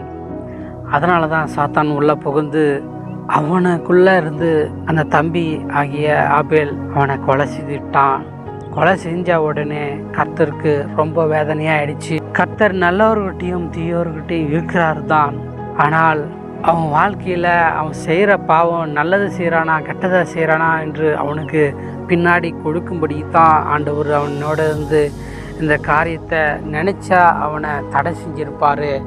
ஆனால் அவன் செய்த தவறு கர்த்தருக்கு விரோதமான அருவருப்பான காரியம், மிகப்பெரிய பாவத்தை காயின்னு செய்துட்டான். அதுக்கு பிற்பாடு தான் அவங்ககிட்ட இறங்கி வந்து ஆண்டவர் பேசுகிறாரு. நீ என்ன செய்தாய்? உன் சகோதரனுடைய ரத்தம் என்னை நோக்கி பூமியிலிருந்து என்னை நோக்கி கூப்பிடுகிறது, நீ என்ன செய்தான்னு கேட்குறாரு. அவருக்கு தெரிஞ்சிச்சு பரலோகத்தில் இருக்கிறாரு, இவன் பூமியில் இருக்கிறான். ஆண்டவர் பரலோகத்தை பலி செலுத்து எல்லாமே பரலோகத்துக்கு போயிட்டாரு. பரலோகத்துக்கு போன உடனே ஆண்டவருக்கு விரோதமாக இவனை மோசப்படுத்திட்டான். உடனே ஆண்டவர் அதை அறிந்து அவர் பார்வைக்கு பொல்லாப்பானது செய்துட்டான்னு சொல்லி உடனே இறங்கி வந்து, அப்போ தான் இறங்கி வராரு. இங்கேருந்து பூமியிலேருந்து தான் தொழுது கொள்கிறாங்க 2 பேரும். இப்போ ஆண்டவர் பதில் கொடுத்துறாரு காயனுக்கு, ஆபேலுக்கு. ஆனால் இவன் காணிக்க அங்கீகரிக்கப்படவில்லை, கடவுளை என்னை ஏற்றுக்கொள்ளன்னு சொல்லி கொலை செஞ்சான் பாருங்க. இந்த உலகத்திலே அதுதான் கொலை. அங்கே தான் நடக்கிற தவறு. தொடர்ச்சியாக மனிதன் பிறந்து அதன் பிற்பாடு மனிதன் இந்த உலகத்தில் நீங்கள் பாருங்கள், கொலை என்பது சாத்தான் எங்கே ஆரம்பித்தான்? அண்ணன் தம்பி போராமையினால் உருவாக்கப்பட்டு, போராமையினால் உன் பிஸ்னஸ்ஸு பெருசா, என்னுடைய பிஸ்னஸ் பெருசா, நான் உயர்ந்து போகிறேன்னா நீ உயர்ந்து போகிறியா என்று அவர்களுக்குள்ளே வாக்குவாதம், அவர்களுக்குள்ளே போட்டி போறாமை என்ற வார்த்தையை சாத்தான் அவங்களுக்குள்ளே சமாதானத்தை தேவன் சமாதானத்தை வைத்தார். ஆனால் அவங்களுக்குள்ளே கலகத்தை உண்டாக்கினா சாத்தான். அங்கே தான் கலகம் என்பது கலகம் ஏற்பட்ட காரியம். ஆபேலும் காயினும், அண்ணன் தம்பியாகிய ஆபேலும் காயினும் அவர்களிடத்தில் தான் கலகத்தை சாத்தான் உருவாக்கினான். அன்பான தேவ ஜனங்களே, இந்த ரகசியம் ஏன் உங்களுக்கு போதிக்கிறோம் என்றால், கர்த்தர் யார் என்பதை அறிந்து கொள்வதற்குத்தான். அதன் பிற்பாடு இந்த உலகம் உருவாக்கப்பட்டு, கோடான கோடி மக்கள் உருவாக்கப்பட்டு, ஆதி முதற்கொண்டு இந்நாள் வர உலகம் மரித்து சாபமாக பூமி மாறிவிட்டது. எப்படி என்றால், ஆதாமுகிட்ட உன்னை மொத்தம்தான் பூமி சபிக்கப்பட்டு போயிருக்கோம். நீ மண்ணாக இருக்கிற மண்ணுக்கு திரும்புவ, நீ உயிரோடுக்கெல்லாம் வெளியே இருக்கிற பயிர் வகைகளை பூமியில் ஆண்டு கொண்டு அதை நீ கஷ்டத்தோடும் வருத்தத்தோடும் உனக்கு வருகிற பலனை சாப்பிட்டு உன் வேர்வுனால் ஆகாரம் புசிப்ப, நீ மண்ணாக இருக்கிற மண்ணுக்கு திரும்புன்னு சொல்லிடுவார் ஆண்டவர். அதே போல் ஏவாள் என்கிற பெண்ணு, நீ பிள்ளை பெறும்போது வேதனையோடு பிள்ளை பெறுவாய், அந்த வேதனை நான் பெருக்க பண்ணுவேன். அதுதான் சாபமாக வந்து ஒரு பெண்ணுக்கு அமைந்தது. ஒரு பெண்ணு சாதாரணமாக பெற்றெடுக்க முடியாது. எந்த வழியும் எந்த மிருகத்துக்கும் அப்படி பெற்றெடுக்கல. எந்த மிருக ஜீவனுக்கும் எது பெற்றெடுத்தாலும் சரி, ஒரு ஆடு மாடு, ஒரு சின்ன கண்ணு குட்டியாக இருக்கிற அந்த சின்ன ஆடாக இருந்தாலும் சரி, எதுக்கும் வலிக்காது. ஆனால் இதுக்கு ஏன் வலிக்கிற மாதிரி ஆண்டவர் அந்த சாபத்தை வைக்கிறாருனாக்கா, தேவனுடைய நியாயப்பிரமாணத்தை சொன்னதெல்லாம் கைகொள்ளாமல் சாபம் வந்தது காரணமே கடவுளுடைய வார்த்தை கேட்காம சாத்தன் பேச்சு கேட்டது தான் மிகப்பெரிய தப்பாக மாறிவிட்டது. அதனால தான் அவன் பேச்சு கேட்டதுனால, அவன் சொன்னதுனால தான் ஆதி முதற்கொண்டு இப்போ வர மனிதன் வந்து மாலை போட்டுக்கிட்டு கடவுளாக இருக்கிறான். தன்னை சாமி சாமி என்று சொல்லிக்கிட்டு மற்றவர்களையும் சாமி சாமி என்று சொல்லிக்கிட்டு இருக்கிறான். அப்படி தொடர்ச்சியாக மனிதன் பிறந்து, தொடர்ச்சியாக உலகம் மரித்து, உலகம் பிறந்து, உலகம் ஒவ்வொரு நாளும் உருவாக்கப்பட்டு, நாள்தோறும் கண்ணீரோடும் வேதனையோடும் ஒவ்வொரு நாளும் வியாதி கஷ்டம் பிசாசு அவங்களுக்குள்ள வந்து மனிதனுடைய சரீரத்துக்கு விரோதமாக வந்து அவனை பிடிச்சி ஆளுகை செய்து வேதனைப்படுத்தி, அவனை விட்டு சரீரத்துக்குள்ளேருந்து கூட போகாமல் அவனை மறிக்கிற அளவுக்கு கொண்டு சித்திரவதை பண்ணி மனிதனுக்கு மிக மோசமான அழிவை கொடுத்து, பொல்லாத மனிதர்கள்லாம் உலகத்தில் உருவாக்கப்பட்டு, பொல்லாத சாத்தானாலேயே மோசமான ராட்சித மனிதர்கள் உலகத்தில் பிறந்து, நோவா காலத்தில் உலகத்தில் ராட்சித மனிதர்கள் பிறந்தார்கள் என்று எழுதியிருக்கிறது. அப்படி சாத்தானே மிக மோசமான நிலைமையில் விபச்சாரமும் வேசித்தனமாக அழகான பெண்கள் அப்போல்லாம் பிறந்தாங்க. அந்த பெண்களை தேடி சாத்தானே உறவு கொள்ள வந்தான். அப்படி விபச்சாரமும் செய்த சாத்தான் அப்பொழுது கர்த்தர் பார்த்தாரு, இவ்வளோ அருவருப்பானதெல்லாம் பயங்கரமாக மனிதர்கள்லாம் செய்து கொண்டு வருகிறாங்களே, அப்படி என்று சொல்லி இந்த மனிதனை ஏன் நான் படித்தேன், இந்த மனிதனை படிக்காமல் இருந்திருந்தா நான் நல்லா இருந்திருப்பேனே என்று சொல்லி மிக வேதனையோட துக்கத்தோடு சொன்னாருங்க. பரிசுத்த வேதத்தில் எழுதியிருக்குது. நோவா காலத்தில் நடந்த சம்பவத்தில் ஆண்டவர் தெளிவாக எழுதி வைத்திருக்கிறாரு. அப்படி மனிதனை ஏன் உண்டாகணும்னு வேதனைப்பட்ட ஆண்டவர் அந்த காலகட்டத்தில் 40 நாள் மழை பெய்ய வைத்து அப்படியே நோவா காலத்தில் இருந்த மக்கள் எல்லாரும் கோடான கோடி மக்களை அழித்து விட்டார். எத்தனை கோடி ஜனங்கள் இருந்தார்களோ அத்தனை கோடி ஜனங்கள் அழித்து இந்த பூமியிலே 40 நாள் பெருமழையை பெய்ய வைத்து இந்த உலகத்தில் இருக்கிற பெரிய பெரிய மலை, எவ்வளோ பெரிய மலை இருக்கிறதோ அந்த மலைக்கு மேலாக அந்த 15 அடி எப்படி அந்த மலைக்கு மேலே உயர்த்தப்பட்டால் எந்த அளவுக்கு இருக்கிறதோ அதுக்கு மேலாகவே மழை தண்ணி தேங்கி இந்த பூமியை மூடிக்கொண்டது என்று பரிசுத்த வேதம் சொல்கிறது. அப்படி மூடிக்கொண்ட ஜலப்பிரவாகம் இந்த பூமியை ஆண்டவர் எல்லா மிருக ஜீவன்களையும் மனிதனால் எல்லா ஜீவன்களையும் அழித்து விட்டார். மிக கோபம், ஆதியில் இருந்த கோபம், சாத்தான் மேலே இருந்த கோபம் அது மனிதனுக்கும் வர வைத்து மனிதனையும் இல்லாத அளவுக்கு மனிதனை உருவாக்கின மெய்யான கடவுள் எவ்வளோ பாசமாக இருந்தாரோ அந்த மனிதன் மேல் பாசம் எவ்வளோ வைத்தாரோ அவ்வளோக்கு அவ்வளோ அந்த பாசம் கொஞ்சம் கூட ஒரு துளி கூட வராத அளவுக்கு சாத்தான் அடுத்த ஆயுதம், மிக பயங்கரமான ஆயுதம், 3வது காரியமாக முதல் காரியம் ஏதேன் தோட்டத்தில் ஆரம்பித்தான். 2வது காரியம் அண்ணன் தம்பி காயின்கிட்ட வந்து அவன் 2வது காரியம் மரணத்தை வரவிக்கும்படிக்கு அருவருப்பான காரியத்தை செய்யும்படிக்கு செய்ய வைத்தான். 3வது காரியம் நோவா காலத்தில் மனிதனே ஏன் படைத்தேன் என்ற வார்த்தை கடவுளுடைய வாயிலே சொல்ல வைக்கும்படிக்கு சாத்தான் ஆயுதத்தை பயன்படுத்தி கடவுளே இந்த மனிதனை அழிக்கும்படிக்கு எவ்வளோ முயற்சி பண்ணி மனிதனை அழிக்கணும்னு நினைக்க அந்த அளவுக்கு செய்தானோ அப்படி ஒரு ஆயுதத்தை சாத்தான் செய்தான். அப்படி செய்ததுனால கர்த்தரே பார்த்து சொல்கிற அளவுக்கு சாத்தான் கர்த்தருக்கு விரோதமாக அவர் நல்லது செய்வார், ஆனால் தீமை செஞ்சுக்கிட்டே போய் நேர்ந்துருவான் சாத்தான். ஆண்டவருக்கு விரோதமாக எதிர்த்து நின்று நானும் கடவுள் ஆவேன்னு சொன்னான் பாருங்க. அதுக்கு மாறாக இந்த உலகத்திலே அவன் இல்லாமல் அழிச்சல்லான்னு ஆண்டவர் நினச்சாரோ அதே போல் ஆண்டவரும் இருக்கக்கூடாது, அவருடைய படைப்பாகிய மனிதனும் இருக்கக்கூடாது, அவராலே நான் சொல்ல வைப்பேன் என்று சொல்லித்தான் சாத்தான் இப்படிப்பட்ட காரியத்தை எல்லாம் செய்து கொண்டு வந்தான். அன்பான தேவச்சனங்களே, இந்த ரகசியத்தை ஆண்டவர் உங்ககிட்ட சொல்லி புரிய வைக்கிறாருன்னா உலகத்தில் இருக்கிற ஜனங்களுக்கு இந்த ரகசியத்தை தெரியாது. இன்னும் பின்னாடி இன்னும் நடந்து கொண்டே போய் கொண்டு இருக்கிறதுனாக்கா நம்ம தொடர்ச்சியாக பார்ப்போம். அன்பான கடவுள் தொடர்ச்சியாக பார்த்தாக்கா எல்லாம் நன்றாக படைத்து கடைசியில் மனிதனே அவரே அழிக்கிற அளவுக்கு அவர் வாயிலாலே சொல்லும்படிக்கு சாத்தான் செய்து விட்டான். பரிசுத்த வேதத்தில் கரெக்டாக தெளிவாக எழுதியிருக்குதுங்க.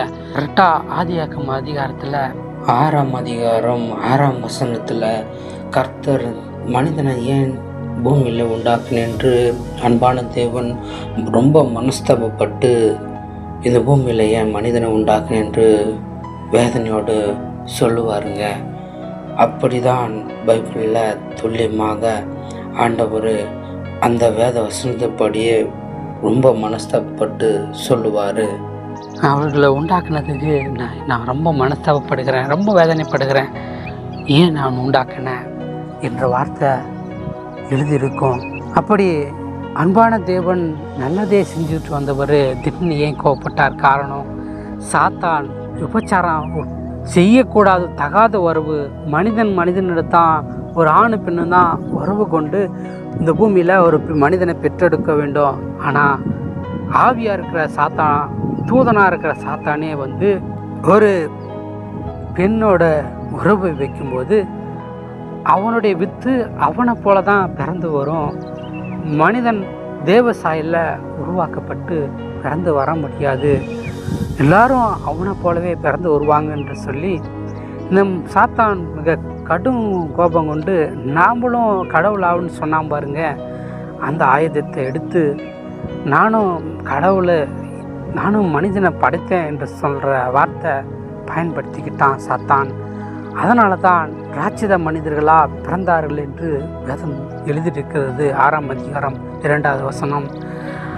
அப்படி ராட்சித மனிதர்கள் எல்லாரும் பார்த்து பிறந்து வளர்ந்து அந்த காலகட்டத்தில் பிறந்து வளர்ந்து மிக பலசாலியாக இருந்தாங்க எழுதப்பட்டிருக்குது. காலங்களும் சமயங்களையும் கொடுக்கப்பட்டிருக்குது. அப்போது ஆண்டவர் நினச்சிருந்தா அப்பயே அழிச்சிருப்பார். அந்த நாளும் டைமையும் வைத்து கொண்டு நோவா என்கிற நீதிமானை தேர்ந்தெடுத்து அவங்களோட இருந்த அவங்க குடும்பம் அந்த ஜலப்பிரவாகத்திலேருந்து காக்கப்பட்டு அந்த 8 பேரால் தான் இந்த உலகத்தை ஆண்டவர் அதுக்கு பிற்பாடு படைக்கிறாரு. ஏனென்றால் அப்பொழுது அந்த காலகட்டத்தில் ஆண்டவர் நோவாவை எடுத்து பயன்படுத்தும் போது அவங்க ஒரு ஆள் மட்டும்தான், அவங்க குடும்பம் மட்டும்தான் நீதிமான கடவுளுக்கு பரிசுத்தமாக அப்படிப்பட்ட அருள்பான காரியங்கள். அப்போ இருந்த ஜனங்கள் நோவா போல் யாரும் வாழலை, நோவா போல் பரிசுத்தமாகவும் இல்லை, நோவா போல் ஒரே தேவனை வணங்கலை, நோவா போல் நல்லதே நினைக்கிற மனுஷனே இல்லை. எல்லாருமே ராட்சித மனிதனா.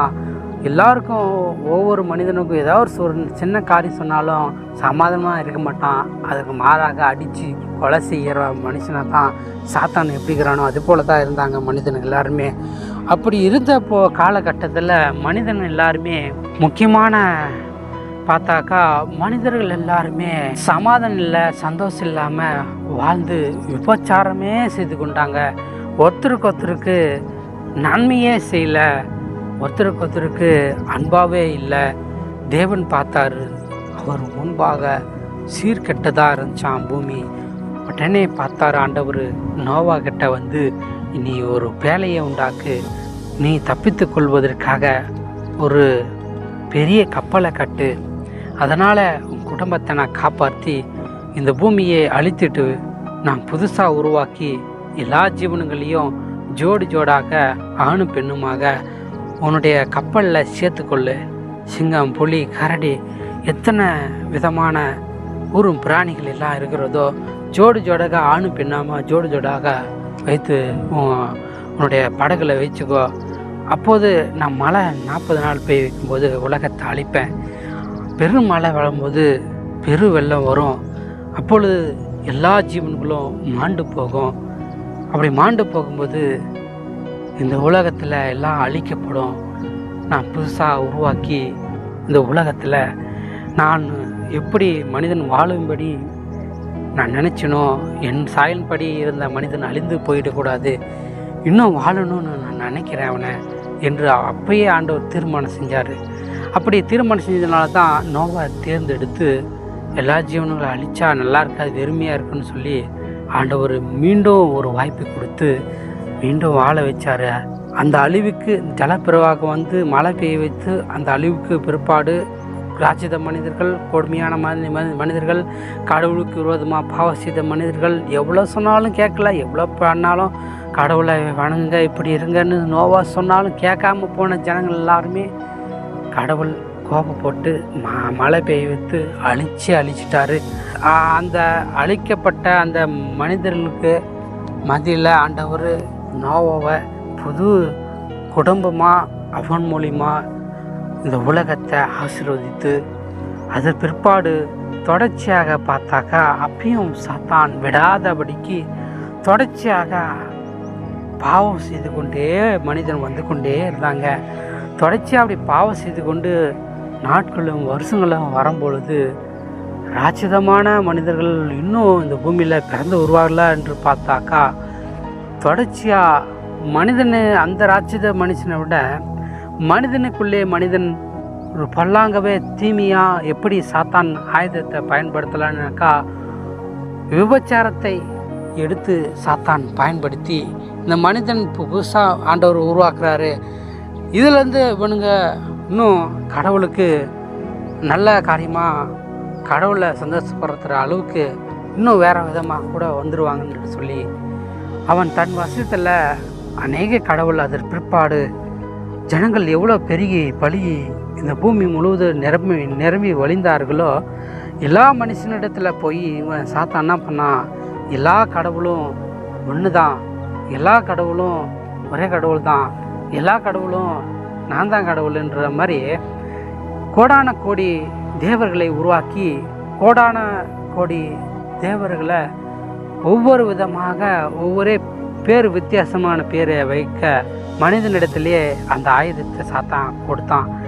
அப்படி எழும்பி வந்து ஒவ்வொரு மனுஷன் மூலியமாக வந்து கடவுளை எந்த விதத்திலையும் அறிந்து கொள்ளாத அளவுக்கு ஒவ்வொரு மாதமும் ஒவ்வொரு விதமாக சாத்தானை தொழுது கொள்ளும்படிக்கு இந்த மனிதர்கள் எல்லாருமே அந்த ஆவியாக இருக்கிற சாத்தான், அந்த ஆவி தான் ஒரு மனிதனுக்குள்ளே இறங்கி வந்து பேசி மிக பயங்கரமாக வந்து இறங்கி வந்து கோபமாக நான் தான் வந்து இருக்கிறேன்னு சொல்லி மனுஷன் எப்படி விரும்பப்பட்டானோ அந்தந்த பேரை வைத்து எப்படி மனிதன் ஒரு கடவுளை வணங்கி தொழுது கொண்டானோ அதற்கு அவன் மன விருப்பத்தின்படியே நினச்சி சாத்தான் நான் இந்த பேரில் இப்படி வந்திருக்கிறேன்னு சொல்லி அப்படியே மனிதனை தன் வசத்தில் வைத்து கொள்ளலான்னு சாத்தான் தீர்மானம் பண்ணி அப்படி நோவா காலத்தை பிற்பாடு ஜனங்களை வேறு விதமாக பயன்படுத்தி கடவுள் நான் தான் கடவுள்ன்ற மாதிரி எல்லா மிருக ஜீவன்களையும் வணங்கும்படிக்கும் அதாவது அவன்தான் மிருகத்தையும் படைச்சா மாதிரியும் அவன்தான் மனிதனையும் படைச்சா மாதிரியும் எல்லாத்துக்கும் மேலாக இந்த உலகத்தில் எல்லாமே ஆண்டவர் படைத்த இயற்கையான எத்தனை விதமாக பழங்கள் உருவாக்கப்பட்டதோ அது எல்லாமே அவன் பேருக்கு மாற்றப்பட்டு அரிசி பருப்பு வகையில் என்னென்னவோ உருவாக்கினாரோ அது எல்லாமே அவன் பேருக்கே மாற்றப்பட்டு அவன்தான் கடவுள் என்ற வார்த்தையை மனிதனுக்கு விதைத்தான். அப்படி அவனே ஆளுகை செய்கிற மாதிரி கடவுள் படைத்ததே கடவுள் நாம தெரியாத அளவுக்கு மனிதனுக்கு மறைத்து விட்டு மனிதனுடைய கண்கள் எல்லாம் கடவுளுடைய அன்பை புரிந்து கொள்ளாத அளவுக்கு அவன் கண்ணு குருடாக்கப்பட்டு மனிதனுடைய கண்ணை குருடாக்கி ஆதி முதற்கொண்டு இந்நாள் வரை படைத்த கடவுளை அறியாதபடிக்கு செய்து இந்நாள் வரை மனிதனுக்கு மனிதனே பாவம் செய்து கடவுளை துக்கப்படுத்துவதற்கு அவர் சந்தோஷப்படாத அளவுக்கு வைத்த ஒரே ஒரு காரணம் என்னன்னா இப்போ ஒரு ஆயுதத்தை பயன்படுத்தி வச்சிருக்கிறான். இந்த 2026 வருடம் வர நோவா காலத்திலிருந்து இந்த 2026 வர இந்த காலம் வர சாத்தான் பயன்படுத்துகிற ஒரு ஆயுதம் என்னன்னாக்கா பாவம், விபச்சாரம், தகாத உறவை. எப்படி அங்கே தூதனாகிய சாத்தான் லூசிபர் தூதனுடைய தூதர்கள் எல்லாரும் நிறைய பேர் வந்து பாவம் செஞ்சார்களோ அதே போல் விபச்சாரம் இங்கேயும் மனிதனுக்கு மனிதனே தகாத உறவும் செய்யட்டுமே என்று சொல்லித்தான் மனிதனை அப்படி பயன்படுத்தி அவனை போலே மாற்றப்பட்டு தேவ சாயலாக உண்டாக்கப்பட்ட மனுஷன் இப்பொழுது பிறந்து வருகிற எல்லாருமே அவனுடைய சாயலுக்கு மாற்றப்பட்டு அவனுடைய குணத்தை போல மாற்றப்பட்டு அவனை போலவே இந்த உலகத்தில் மனிதர்கள் உலாவிக் கொண்டு பாவம் செய்து மிக மோசமான மனிதனாக இந்த பூமியில் வாழ்ந்து கொண்டு வருகிறாருங்க. மிக மோசமான வாழ்க்கையை மனிதன் எல்லாருமே வாழ்ந்து கொண்டு வருகிறார்கள்.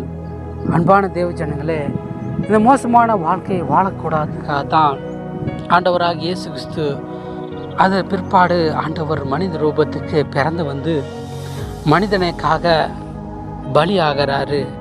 மனுஷன் செய்த தவறு அப்போயும் ஆண்டவர் மனிதன் மேலே கோபம் கொள்ளாமல் மனிதன் மேலே இரக்கமாக இருந்து மனிதனை எப்படியாச்சும் நம்முடைய ராஜ்யத்தில் சேர்த்துக்கலாம், எப்படியாச்சும் இந்த மனிதனுக்கு மறுவாழ்வு கொடுக்கலாம், எப்படியாச்சும் அவன் வாழ்க்கையில் சந்தோஷம் என்பது இதுக்கப்புறம் இருக்காது. இந்த உலகத்தில் எல்லாரும் மரித்து வியாதியோட மரித்து நரகத்துக்கு போயிடுவாங்க.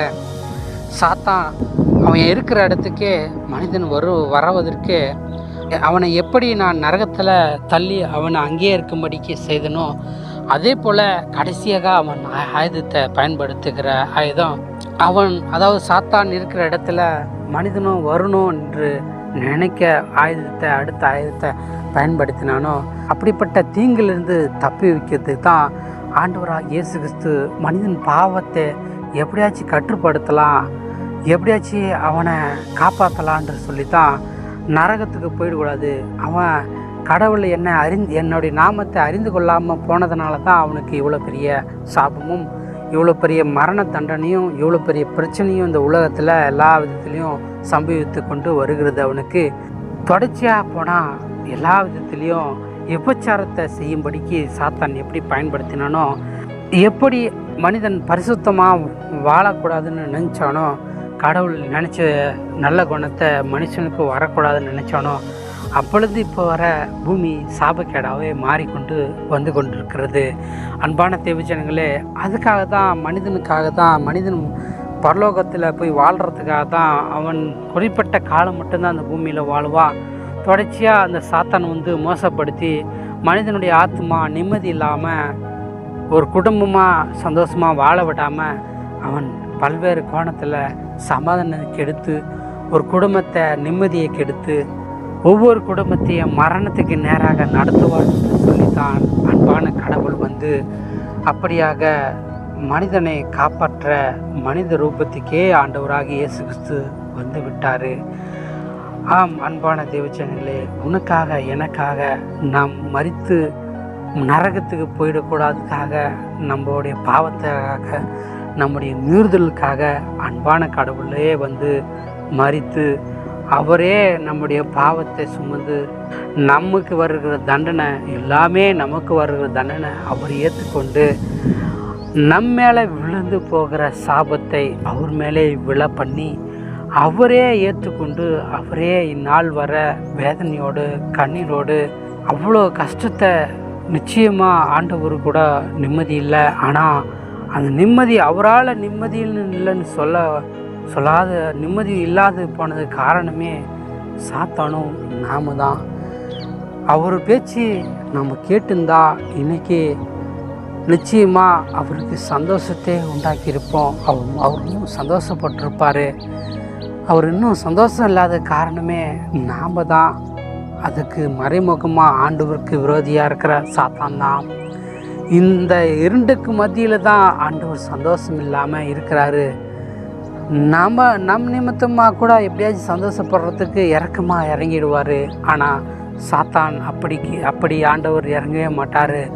அவன்தான் கடவுளுக்கு விரோதியாக இருந்து தன் மனதில் நானும் கடவுள் ஆவேன், எனக்கு கீழே தான் கடவுளேன்னு தீர்மானம் பண்ணி கடவுளே கேவலமாக நினைத்த சாத்தான் அவன் எப்படிப்பட்ட கொடுமையானவனாக இருந்தால் இப்படிப்பட்ட செயல்கள் எல்லாம் மனிதனுக்கு விரோதமாக ஒரு மரணம் வர்ற அளவுக்கு, மனிதனே வாழக்கூடாத அளவுக்கு, மனிதனே பிறக்கக்கூடாத அளவுக்கு இந்த மனிதர் உலகத்தில் பல்வேறு தெய்வங்களையும் பல்வேறு மதங்களையும் பல்வேறு கோத்திரங்களையும் பிரிவினையாக உருவாக்கி சாத்தான் இப்படி வைத்திருப்பான். நீங்களே சிந்தித்து பாருங்கள். எத்தனை மதம் இருக்குது பாருங்கள், எத்தனை கோத்திரம் இருக்குது பாருங்கள்.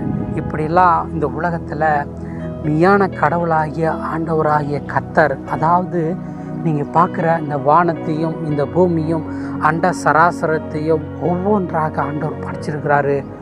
நல்லா யோசனை பண்ணி பாருங்கள். ஆண்டவரை உங்கள் கண்ணால் நீங்கள் பார்ப்பீங்க. பாருங்கள், உங்கள் கண்ணால் இயற்கையாக இருக்கிற வேப்ப மரம் பார்த்தீங்களா? அந்த வேப்ப மரம் அந்த தலை வந்து கசப்பாக இருக்குதுங்க. அதனால் எத்தனை பயன்கள் இருக்குது தெரியுமா? அந்த மரத்தினால் எத்தனை உயிரை காப்பாற்றப்படும், நம்ம உடலுக்கு எத்தனை ஆரோக்கியத்தை கொடுக்கும் தெரியுமா? அந்த மரம் எத்தனை மரத்தை படைச்சிருக்கிற தெரியுமா? அந்த அத்தனை மரத்துக்கும் ஆண்டவர் ஆசீர்வாதமாக படைச்சிருக்கிறாருங்க. ஆசீர்வாதமாக படைச்சிருக்கிறாரு. அப்படி ஆசீர்வாதமாக படைத்த ஆண்டவர், அவருடைய அன்பு யாருமே புரிந்து கொள்ளல தானே நீங்கள்? அவர் எப்படிப்பட்ட கடவுள் என்பது இன்னும் கூட உங்களுக்கு கண்ணால் பார்க்க முடியல தானே? ஏன் பார்க்க முடியாது தெரியுமா?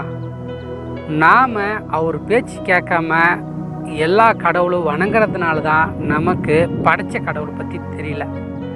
எவ்வளோ சொன்னாலும் எவ்வளோ புத்தியாக எல்லாரும் போதித்தாலும் கடவுளுடைய நாமத்தை கடவுள் பிள்ளைங்க சொன்னாலும் இன்றைக்கி ஏன் தெரிஞ்சு கொள்ள முடியல தெரியுங்களா? நம்ம எல்லா கடவுளும் வணங்குகிறோம், எல்லா மதத்தையும் நம்புகிறோம், எல்லா மனிதனையும் நம்புகிறோம். அன்றைக்கி நோவாவை நம்பியிருந்தா அன்றைக்கி அப்படிப்பட்ட அழிவு வந்திருக்காது. அன்னைக்கு கடவுளுடைய வார்த்தை எடுத்து சொன்னான் நோவா, அன்னைக்கு இப்படி செய்யாதீங்க, ஒரே கடவுள் தான் நம்மளை படைச்சவர், ஆதியிலேருந்து இருக்கிறாருப்பா. நம்ம முன்னாடி இருந்த பிதாக்கள் இருந்தாங்க பாருங்க, ஆபிரகாம், அதுக்கு முன்னாடி இருந்தவங்கலாம் ஆண்டவர் தான், இயேசு கிறிஸ்து தான் தொழுது கொண்டாங்க. அவர் ஒருத்தர் தான் கடவுளுப்பா, வேறு யாருமே இல்லை, அப்படிலாம் நல்லா சொல்லி பார்த்தான். ஒரு ஆள் கூட அசையலை. அன்றைக்கி ஆண்டவர் கோவப்பட்டு அழிச்சிட்டாரு. இன்றைக்கியும் அதே நிலைமைக்கு அவர் சொன்னதுபடியே சில காலத்தில் நிலநடுக்கமும் சுனாமியும் ஜனத்துக்கு விரோதமாக ஜனமும் எழும்பி ஒருத்தருக்கு ஒருத்தர் அடித்து நாட்டுக்கு சமாதானம் இல்லாமல் மோசமான நிலைமையில வரும்னு ஆண்டவர் மத்தேயு அதிகாரம் 24ஆம் அதிகாரத்தில் ஆண்டவர் எழுதி வைத்தார். ஒரு சில இடத்துல வரும். ஏன் சொன்னார்? இந்த உலகத்துக்கு நான் மீண்டும் வருவேன், நான் வருவதற்கு அடையாளமே இதுதான் என்று 12 சீஷர்களுக்கு சொன்னார் ஆண்டவர். அந்த சொன்ன வார்த்தை அப்படியே நிறைவேற்றினார் ஆண்டவர். சொன்ன வார்த்தை அப்படியே நிறைவேறிச்சு. உண்மையிலே எதுவுமே இந்த உலகத்தில் அவர் சொன்னது நிறைவேறாமல் போகலை. மிக துல்லியமாக எல்லாமே நிறைவேறி உலகத்தில் இருக்குது. நிச்சயமாக அன்பான கடவுள் உயிரோடு இருக்கிறாருங்க. அவர் உயிரோடு இருக்கிறதுனால தான் அவர் படைப்பாகிய விலங்குகள் எல்லாம், நம்ம பார்க்குற நாய்க்குட்டி, நம்ம பார்க்குற விலங்குகளை, ஆடு மாடு கோழி சிங்கம் புலி கரடி காக்கா குருவி எல்லாமே இருக்குது. இது யார் உண்டாக்குனது பாருங்க. அதெல்லாம் அதுக்கு ஒவ்வொரு குரல் கொடுத்துருக்கிறாருங்க. காக்கா இப்படி தான் கத்தும், சிங்கம் இப்படி தான் கத்தும், நாய் இப்படி தான் கத்தும், கோழி இப்படி தான் கத்தும், அணில் இப்படி தான் கத்தும், குயில் இப்படி தான் கத்தும். இந்த உலகத்தில் அதிசயமாகவே ஆண்டவர் வைத்திருக்கிறாருங்க. ஐயோ, அவர் பார்க்குறதுக்கு அவர் எப்படி இருப்பார் தெரியலிங்க. அப்படி இருந்து கடவுள் மனிதனை காப்பாற்றின்னு வர்றாருங்க அந்த சாத்தான்கிட்ட. அவர் நினச்சிருந்தா அவரே மகிமைப்படுத்தி அவரே சந்தோஷமான நான் தான்னு எல்லாமே காட்டி கொள்ள முடியுங்க. ஏன் ஒரு நிமிஷம் போதாது சாத்தானை அழிக்க? எதுக்காக தெரியுங்களா? இந்த சோதனை எதுக்காக தெரியுங்களா? மனுஷனுக்கு நீ நானும் கெட்டு போயிட்டும் பார்த்தீங்களா, வருடம் விட்டுட்டாரு பார்த்தீங்களா, எல்லாரும் வாழணுன்னு. முன்னாடி நோவா காலத்தில் வாக்கு பண்ணிட்டாரு, இனி இப்படிப்பட்ட அழிவை நான் அழிக்க மாட்டேன், எல்லா ஜனங்களும் வாழ வைப்பேன்னு சொல்லி வானத்தில் வானவில் வச்சிருக்கிறாரு. அது எதுக்கு தெரியுங்களா? அது மழை பெய்யும் போது வானவில் வரும். இப்படிப்பட்ட அழிவு நான் அழிக்க மாட்டேன், பரலோகத்தில் இருக்கிற என்னை சுற்றி இருக்கிற வானவில் இருக்குது, அந்த வானவில் நான் மேகத்தில் வைக்கிறேன், எனக்கும் மிருகத்துக்கும் மனிதனுக்கும் உடன்படிக்கை செய்கிறேன், மக்களை அழிக்க மாட்டேன், அவர்களை சதா காலமும் வெயிலாவது உஷ்ணமாவது, அதாவது பனிக்காலமாக காற்று காலமாக வேறு எந்த காலத்துலேயும் மனிதன் ஜீவித்து வாழணும், அவன் அழிவுக்குள் இருக்கக்கூடாது, அவன் ஆசீர்வாதமாக இந்த பூமியை ஆண்டு கொண்டு அவன் எதெல்லாம் அந்த பூமியில் பயிரிட, எப்படிலாம் அவன் பிழப்பு ஓட்டணும், எப்படிலாம் வாழணும் என்று சொல்லி அவனுக்கு நாட்களும் வருஷங்களும் சமயங்களும் வாக்கிய பண்ணி, அவனுக்கு இல்லாத ஆசீர்வாதங்கள் இல்லை, கிடைக்காத ஆசீர்வாதம் எதுவுமே இல்லை. இந்த பூமியிலே அவனுக்கு எல்லா விதத்திலையும் ஆசீர்வாதத்தை முளைக்க பண்ணி, வானத்திலேருந்து மழை பெய்ய வைத்து, அவனுக்கு நெல் பயிர்களை உருவாக்கி, அவனுக்கு என்னென்ன பூமியில் கொடுக்கணுமோ அதெல்லாம் ஆண்டவர் முளைக்க பண்ணி பூமியிலேருந்து, இந்த பூமியில் தான் ஆசீர்வாதமே வைத்திருக்கிறாரு மனிதனுக்கு. இந்த பூமியில தான் பூமிக்கும் ஆண்டவருக்கும் பயங்கரமான உறவு. இந்த பூமியில் ஆண்டவர் மனிதனை உண்டாக்கி வைத்த ஆண்டவர். நிச்சயமாக ஆண்டவர் உயிருள்ள ஆண்டவராக இருக்கிறாரு. அவர் தான் படைச்சார் எல்லாத்தையும். அப்படி எல்லாத்துக்கும் ஒவ்வொரு ஜீவராசிக்கும் அழகழகாக எல்லாத்தையும் நேர்த்தியாக செய்து கொடுத்து எல்லா உணவுகளையும் படைச்சி நிம்மதியாக வாழும்படிக்கு ஆதியிலேருந்து இப்போ வர வாழ வச்சுக்கிட்டு வந்து கொண்டு இருக்கிறாரு. இதுக்கு மத்தியில் தான் சோதனை சாத்தானை அனுமதி வைத்திருக்கிறாரு. ஏன்னா அவன் செய்த தப்புனால இந்த ராஜ்யம் ஏன் கடவுளை வணங்காமல் போச்சுனாக்கா, இவன் செய்த தவறுனால நானும் கடவுளாவின்னு சொல்லி அவன் செய்த தவறுனால பூமி மனுஷன் எல்லாருமே ஒருவனு நீதிமானாக இப்போ வர ஆண்டவர் பேச்சு கேட்காம பாவம் செய்தனால மனுஷனை எல்லாரும் திருந்தும்படிக்கு நீதிமானா பரிசுத்தமாக ஆண்டவர்னு சொல்லியிருக்கிறாருங்க. நான் பரிசுத்தர், ஆங்கிலம் நீங்களும் எனக்கேற்ற பரிசுத்தராக இருப்பீர்களாக என்று தெளிவாக ஆண்டவர் நமக்காக சொன்ன வார்த்தை. அது நமக்காக சொன்ன வார்த்தை. இன்னி வர நம்ம பரிசுத்தமாக ஒரு நாளும் ஒரு பேச்சு கேட்காம சாத்த பேச்சு தான் கேட்டுக்கிட்டு பரிசுத்தம் இல்லாத வாழ்க்கை வாழ்ந்து வெவ்வேறு விதமாக வாழ்ந்து கொண்டு பல்வேறு தெய்வங்களை பேச்சு கேட்டு பல்வேறு மனுஷனுடைய போதனை கேட்டு நம் பாவம் என்னன்னு கூட புரிஞ்சு கொள்ளாமல் நம்ம செய்கிற பாவத்தை தொடர்ச்சியாகவே மிருக குணமாக வாழ்ந்து கொண்டு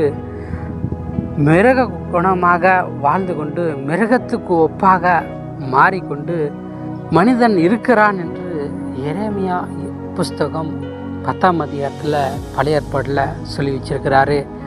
அன்பான ஜனங்களே, மிருகத்துக்கு ஒப்பாக மாறினவன் தேவனுடைய சுபாவத்துக்கு ஒரு நாளும் மாறி தேவ பேச்சு கேட்குற மாதிரி இந்த உலகத்தில் இருக்கிற ஜனங்கள் இருக்க முடியாது, இருக்கவும் மாட்டான். ஆனால் ஆண்டவராக இயேசு கிறிஸ்துவால் முடியும். அவருடைய நாமத்தினால தான் ரட்சிக்கப்படுவதற்காக தான் சிலுவை மையத்தை ஆண்டவராக இயேசு கிறிஸ்து வைத்தார். அதனால தான் அவருடைய ரூட்டு, அவருடைய பாசம், அவருடைய நேசம், அவருடைய எப்படி இருந்தார், எப்படி இந்த உலகத்தில் அதுக்கு முன்னாடி இருந்தார், அதுக்கு பிற்பாடு இப்பயும் எப்படி இருக்கிறாரு, அவருடைய அன்புனால தான் இந்த உலகம் பரிசுத்தமாக வாழணுன்று அறிந்து கொண்டார்.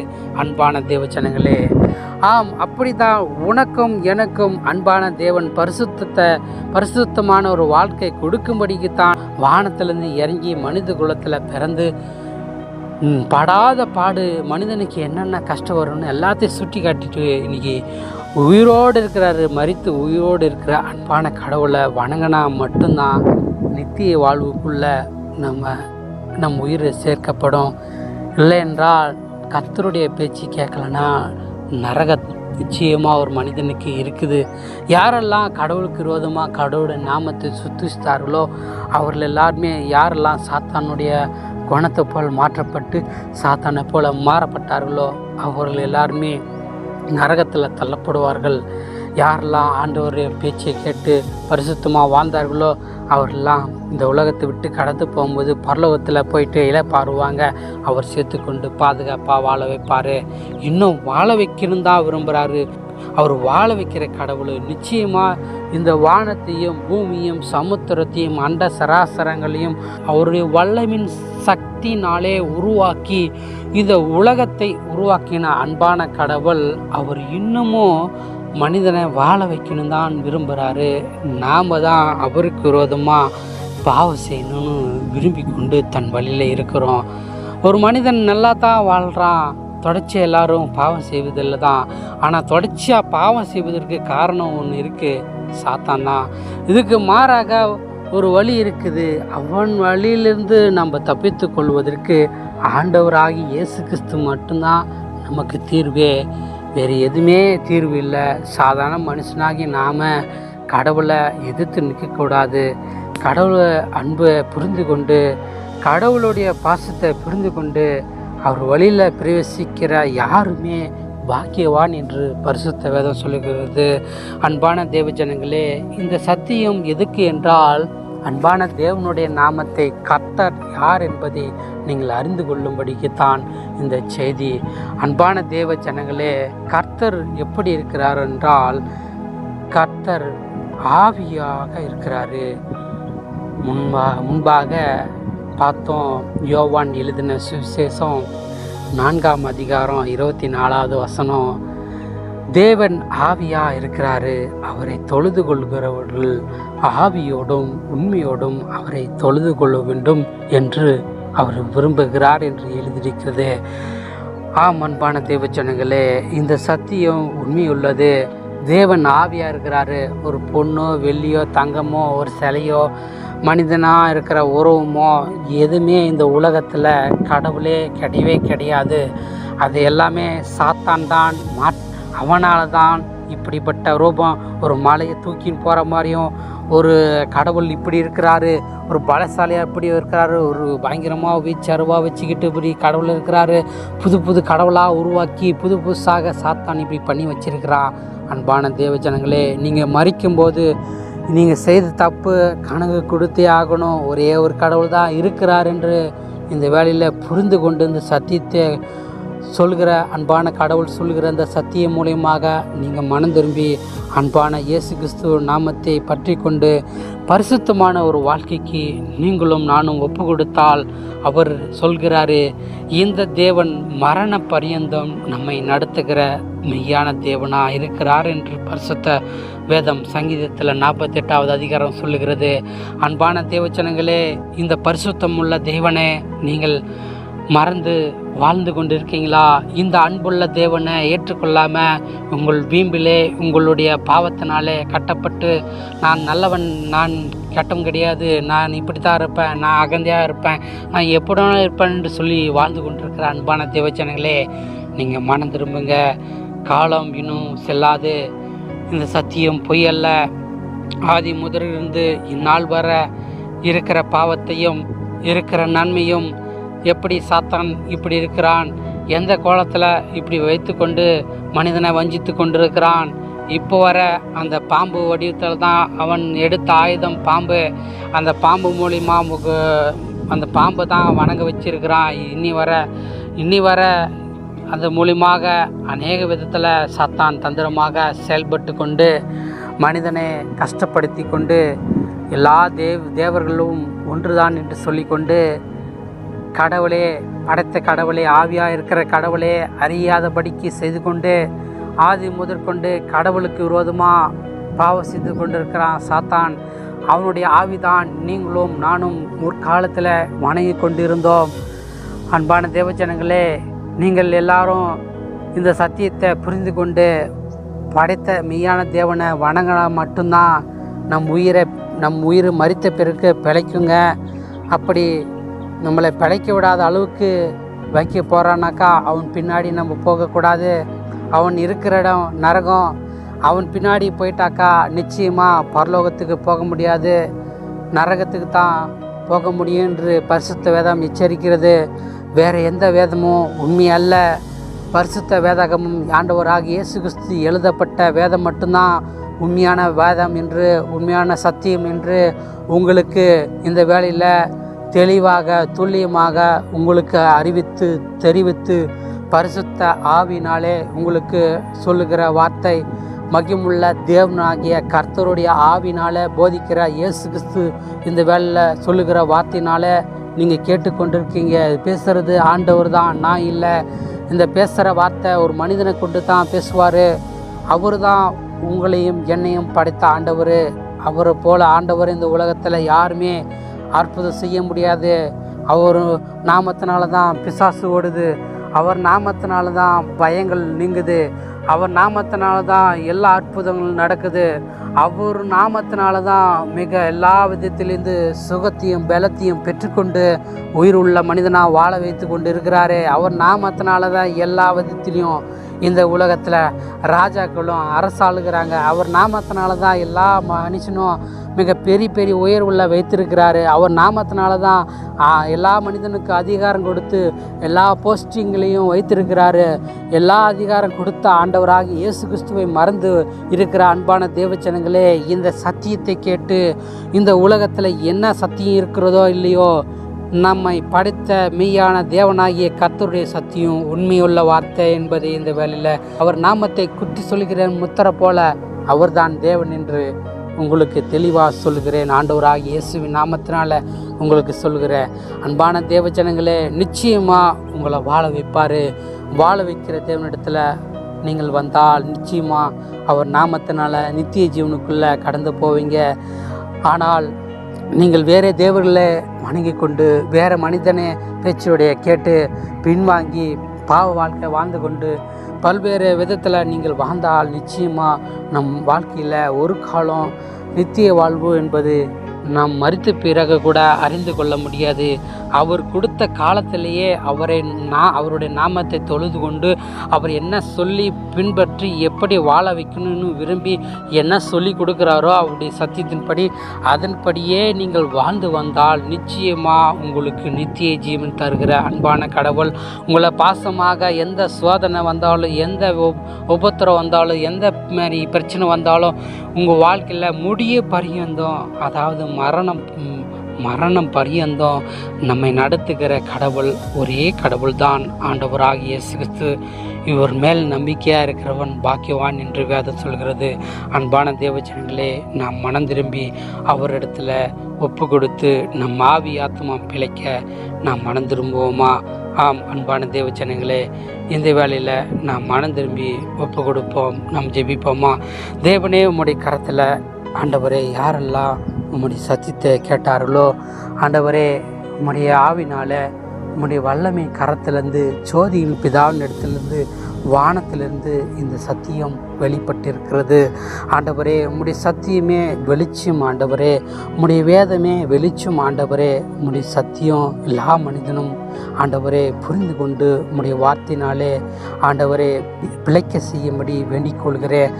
தேவனுடைய வார்த்தையினால் புறப்படுகிற ஒவ்வொரு வார்த்தையினாலே மனிதன் பிழைப்பான் என்று எழுதியிருக்கிறதே சொன்ன வார்த்தையின்படி ஆண்டவரே, அப்படிப்பட்ட வார்த்தை உம்முடைய வார்த்தையினால் எல்லா ஜீவன்களையும் பிழைக்க செய்து வாழ வைத்து கொண்டு இருக்கீங்க.